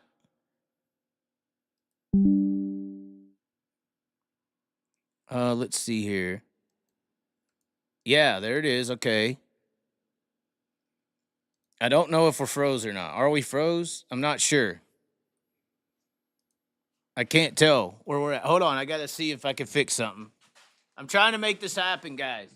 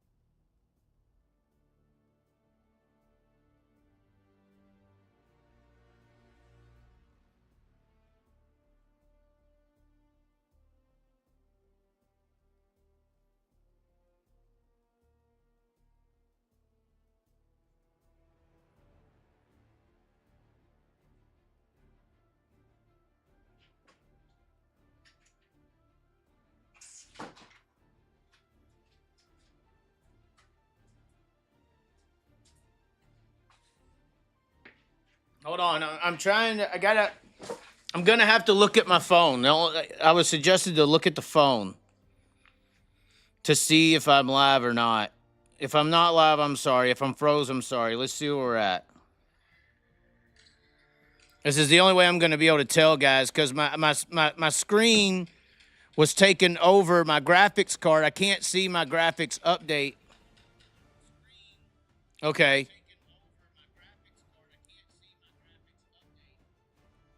I can see it now on my phone that I am still live. I'm trying to get the Call of Duty to pop up. I think it just did.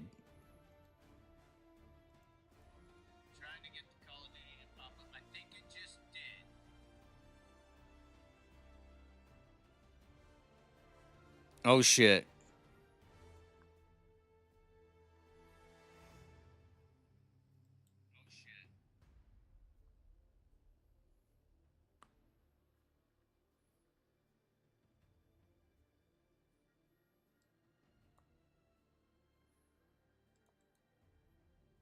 Let's see if that did something.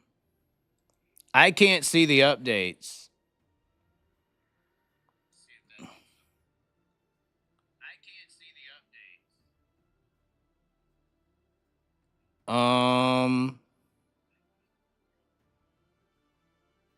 Let me see if I took off some stuff. See what does that look like?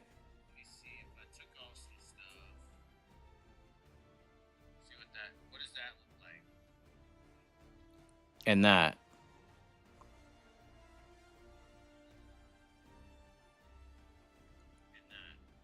That should be showing pretty much everything, right? But I kind of like the look of my box.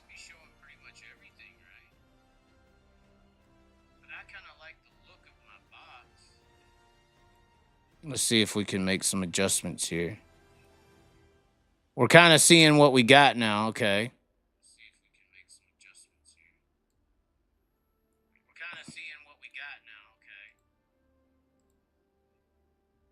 Bam. There it is. Hey, you can hear me talking. That's it, guys. We are actively shooting. I can't believe this is happening. Hold on.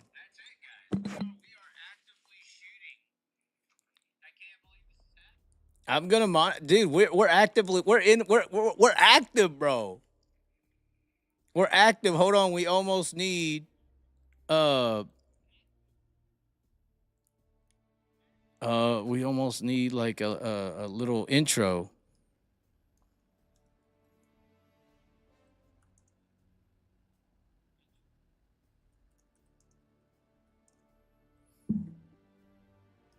Hopefully we can do short map mosh pit. That one's fun. Variables. Raven. Let's see. This could be good. Hold on, guys. I can't believe that we're doing this. This is like legitimate. Because I'm like done with the show. I got to get up really early to go to work, you know, like Bro Joe wants you to do. Let's see. Did that just change it?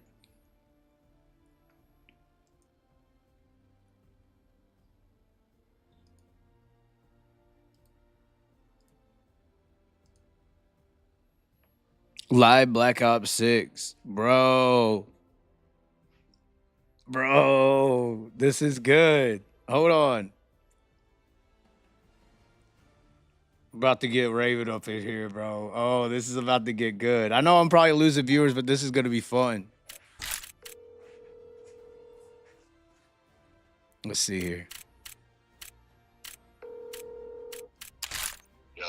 Yo, we're live on the show. Are you there? We're live. Me and you are live on the show right now. Are you there? Somewhat. I have just officially switched the show to a post-race after Black Ops 6 party. We are live on the show right now, Hortdorgor. No. Are you shooting? Yeah, I can't. I'm gonna have to figure the audio out though. What do you mean? So I can't. I can't. My phone's Bluetooth to my headset also. Oh, okay. But are you in a party or? No, I'm just playing by myself right now. All right. Well, let me know. Let's just shoot. If we get in a party, it should be fine. Yeah, it's fine. Because I'll have the game audio. Just be, yeah, bro. It's time to piss the motherfuckers off and put this shit out. Let's go. Where are you at? Oh, this is gonna be bad, guys. You all right with that mosh pit? I don't care. I'm running some search right now. Okay, is the game open? Yeah. Oh shit! It should let you in. It does. I'm in right now. All right, I'll let you go. Hi. Oh no, guys. Oh, we're coming into a losing scenario here.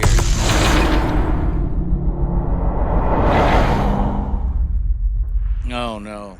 Look at it. Oh no! I've only been doing this the last 4 days. So. Ever. Nice, got him. You heard me, boy. Oh no! The chat. I'm gonna have to pull up YouTube. Hang on.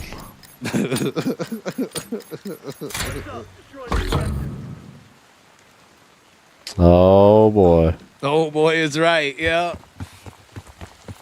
We've all wasted this time waiting to see you play a damn video game. It's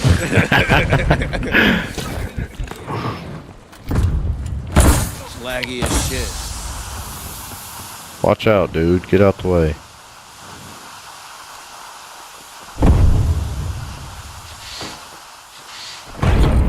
Just went upstairs. Yeah, I got one off of A just now. Oh no. Who got the bomb? Bring the bomb to A. Unless you're gay.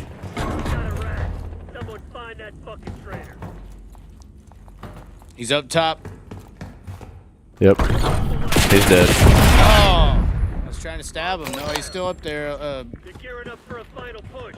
Hope you left somebody. Stab him. Got him.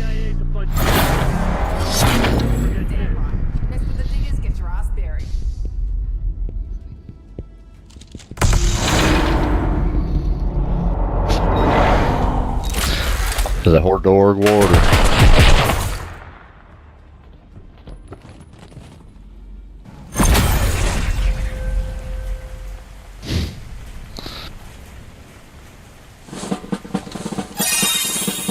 Oh, that is too perfect.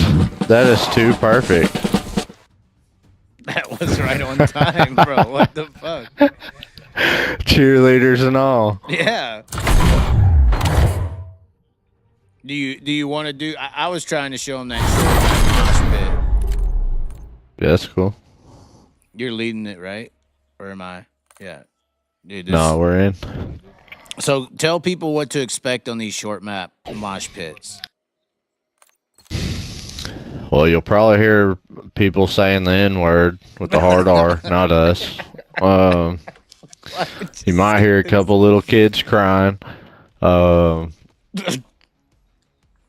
You just never know. You never know out here in the game land. It is crazy how much the hard R is thrown around. It's out there, guys. Hey, you know, some people just can't keep it in when they play video games, you know? They get mad, bro. Those white people get mad and they say it. No. They try to act like they don't ever say it, but you know they do. They do it all the time, bro, like Hulk Hogan. They'd be walking around there. Yeah, they just go around the hometown throwing it around like it's candy to the kids. Dude, I showed you the Hulk Hogan N-word stuff, right? Yeah. Yeah. Hey, bless you. Subsonic. Actually, go classified. Actually, Nomad's not bad. Nomad. Can we do your mom's house? Is that a map? Oh my god, you got me. You got me. I know. That wasn't a very good one, I know. Nomad. Ain't that like the best map on here? Yeah, vote Nomad if you're gay, bro. Oh, I definitely voted that like 5 minutes ago. I voted that before this game even started, dude.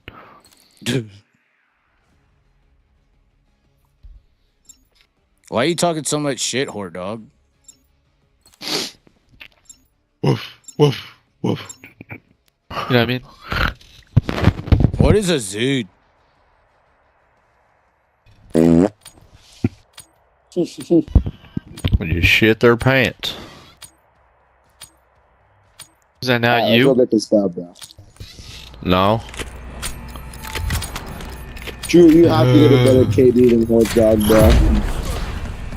I don't know. Horde Dog seems like a pretty good player. No, I'm not just dog water. I'm horde dog water.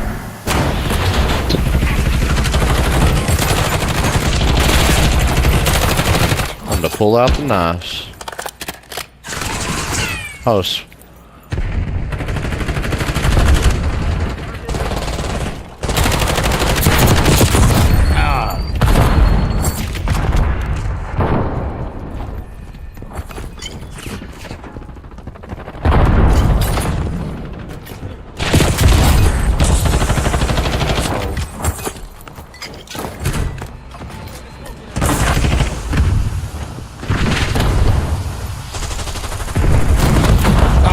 That's bad.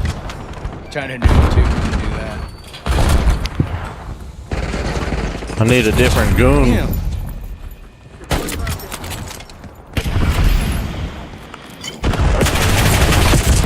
Damn. Oh, really? The same guy?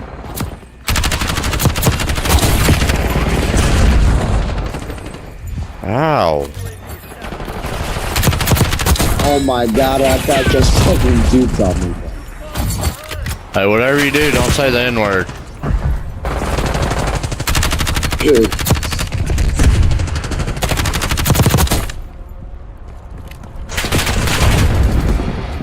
Get the confirms, that's how we win. Oh, I thought we were playing Team Deathmatch.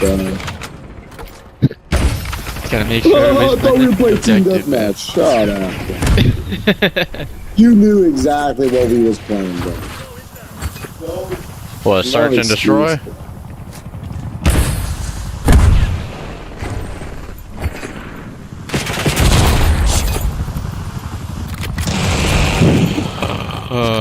Oh, that's not our helicopter? Oh, shit! Oh, holy... This guy sounds like Drew, bro. You know who I sound like? I sound like Daddy.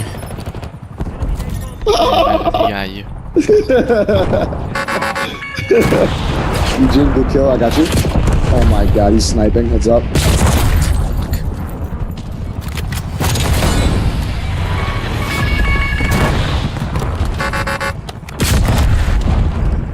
Oh, there's another one. Alright. Time to pull out the smokes.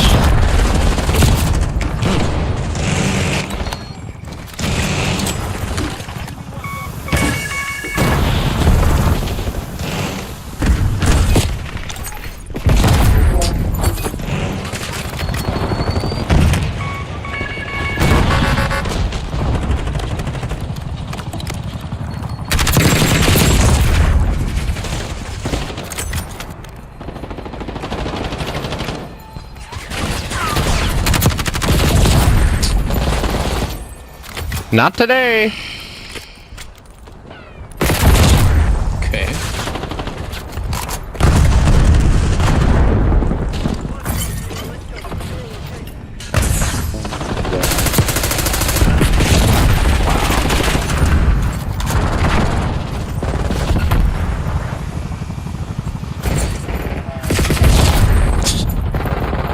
Getting shot in the back, left and right.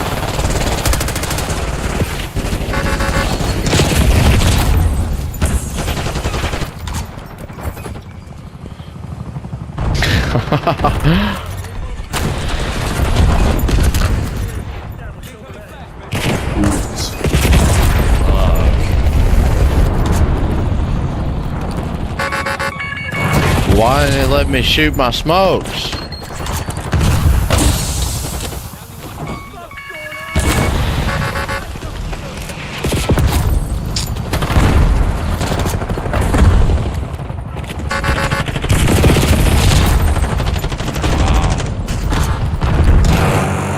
dumbass.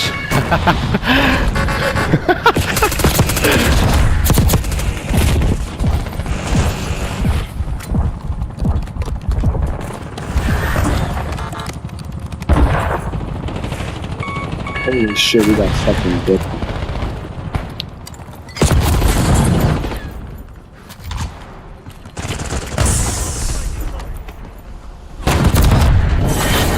There ain't no way. That's horrible. Dang. You could tell we were getting destroyed. Nobody was talking. Wow. I was trying, guys, I swear.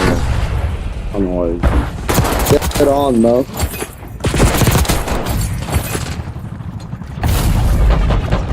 Good.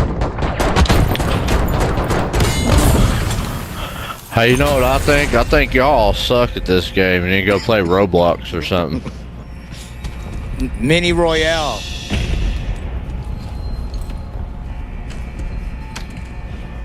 You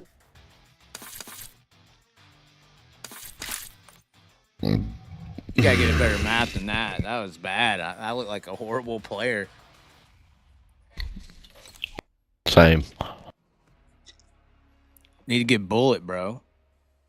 That's what needs bullet.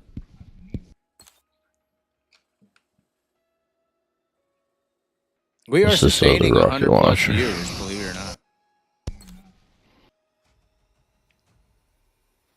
not. Everybody's curious. They probably never seen Black Ops 6. They're all like 80 years old, you know. They're thinking it's like Medal of Honor or something. These kids playing video games.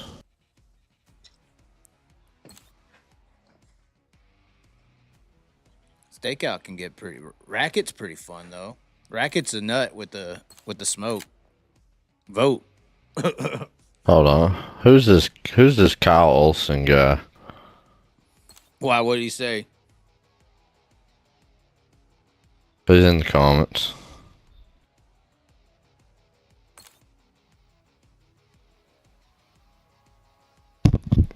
I ain't got the comments up. Oh, I know this guy ain't talking no shit about nobody. Who's that? He said you failed it. He said you failed worse than the World of Outlaws trying to grow dirt racing.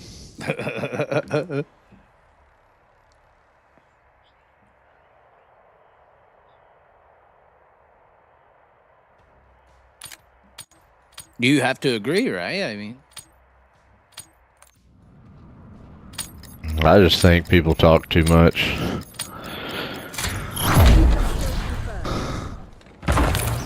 People ain't got no business saying nothing about anything. we talk racing Are the ones topics that for always an hour got and something to 45 say. minutes. We try to get Chase Robin in on the show. Well, it's like the whole thing I told you the other day about no matter how much truth you say, nobody fucking cares. They're all just gonna look at stuff for what it isn't. Because they're miserable, they don't have friends. Yep. I mean, honestly, most of the dirt track community doesn't deserve what you try to do for them. So, I know. I'm starting to agree with that. So, you know, it is what it is.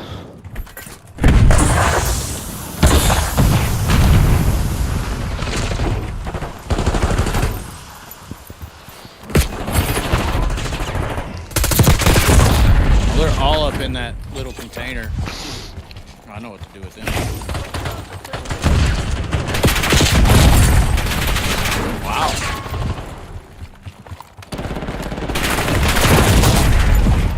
I'll start getting them off.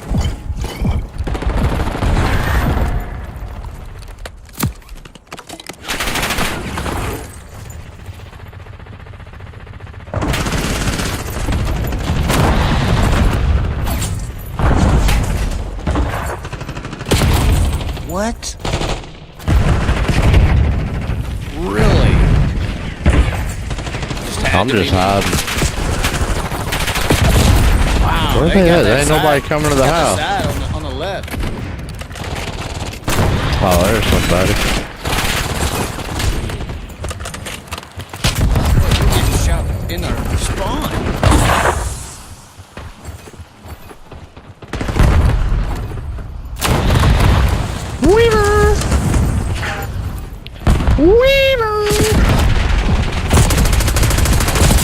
Oh, hell no.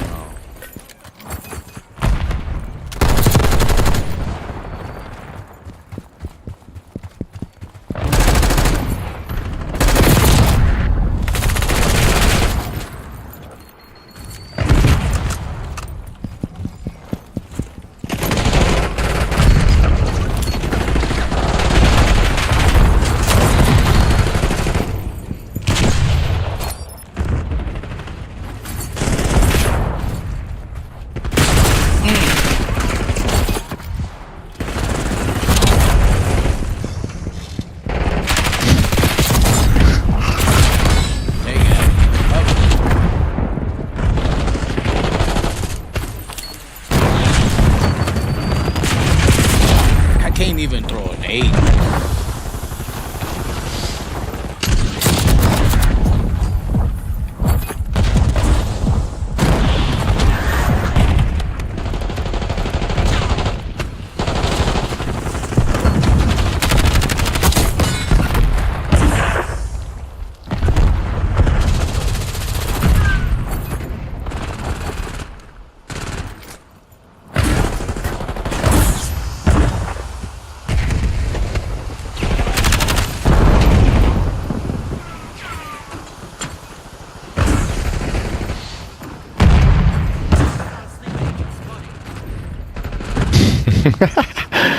The dude said Billy Badass.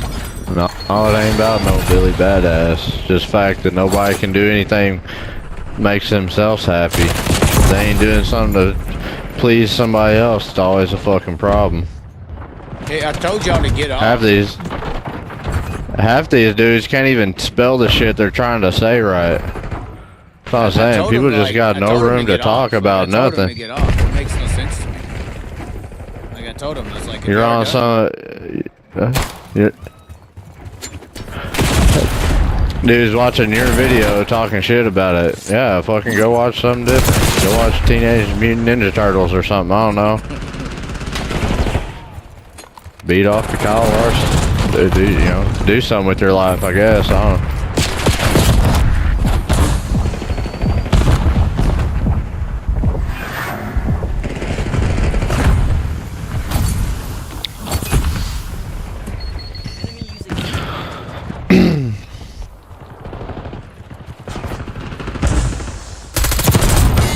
Whatever.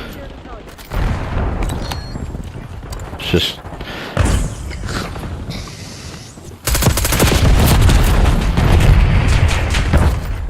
Yeah, I mean, like I said, thanks for tuning in. We're gonna over. I said. Oh well. Wow.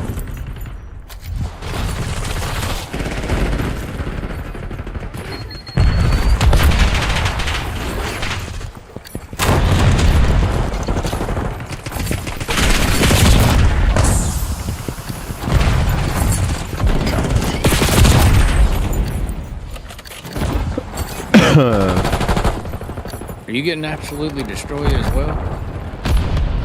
Nah, I'm running around with a knife. Oh, just having fun. Yeah, dude, this is got one guy that oh, he got me back. One dude been swapping. Beautiful. Hey, who's the blue-haired guy that we kept killing each other? That our girl. That one. Right there. No, it was fun. I thought apparently people are. That was the only one I cared about getting was this guy right here.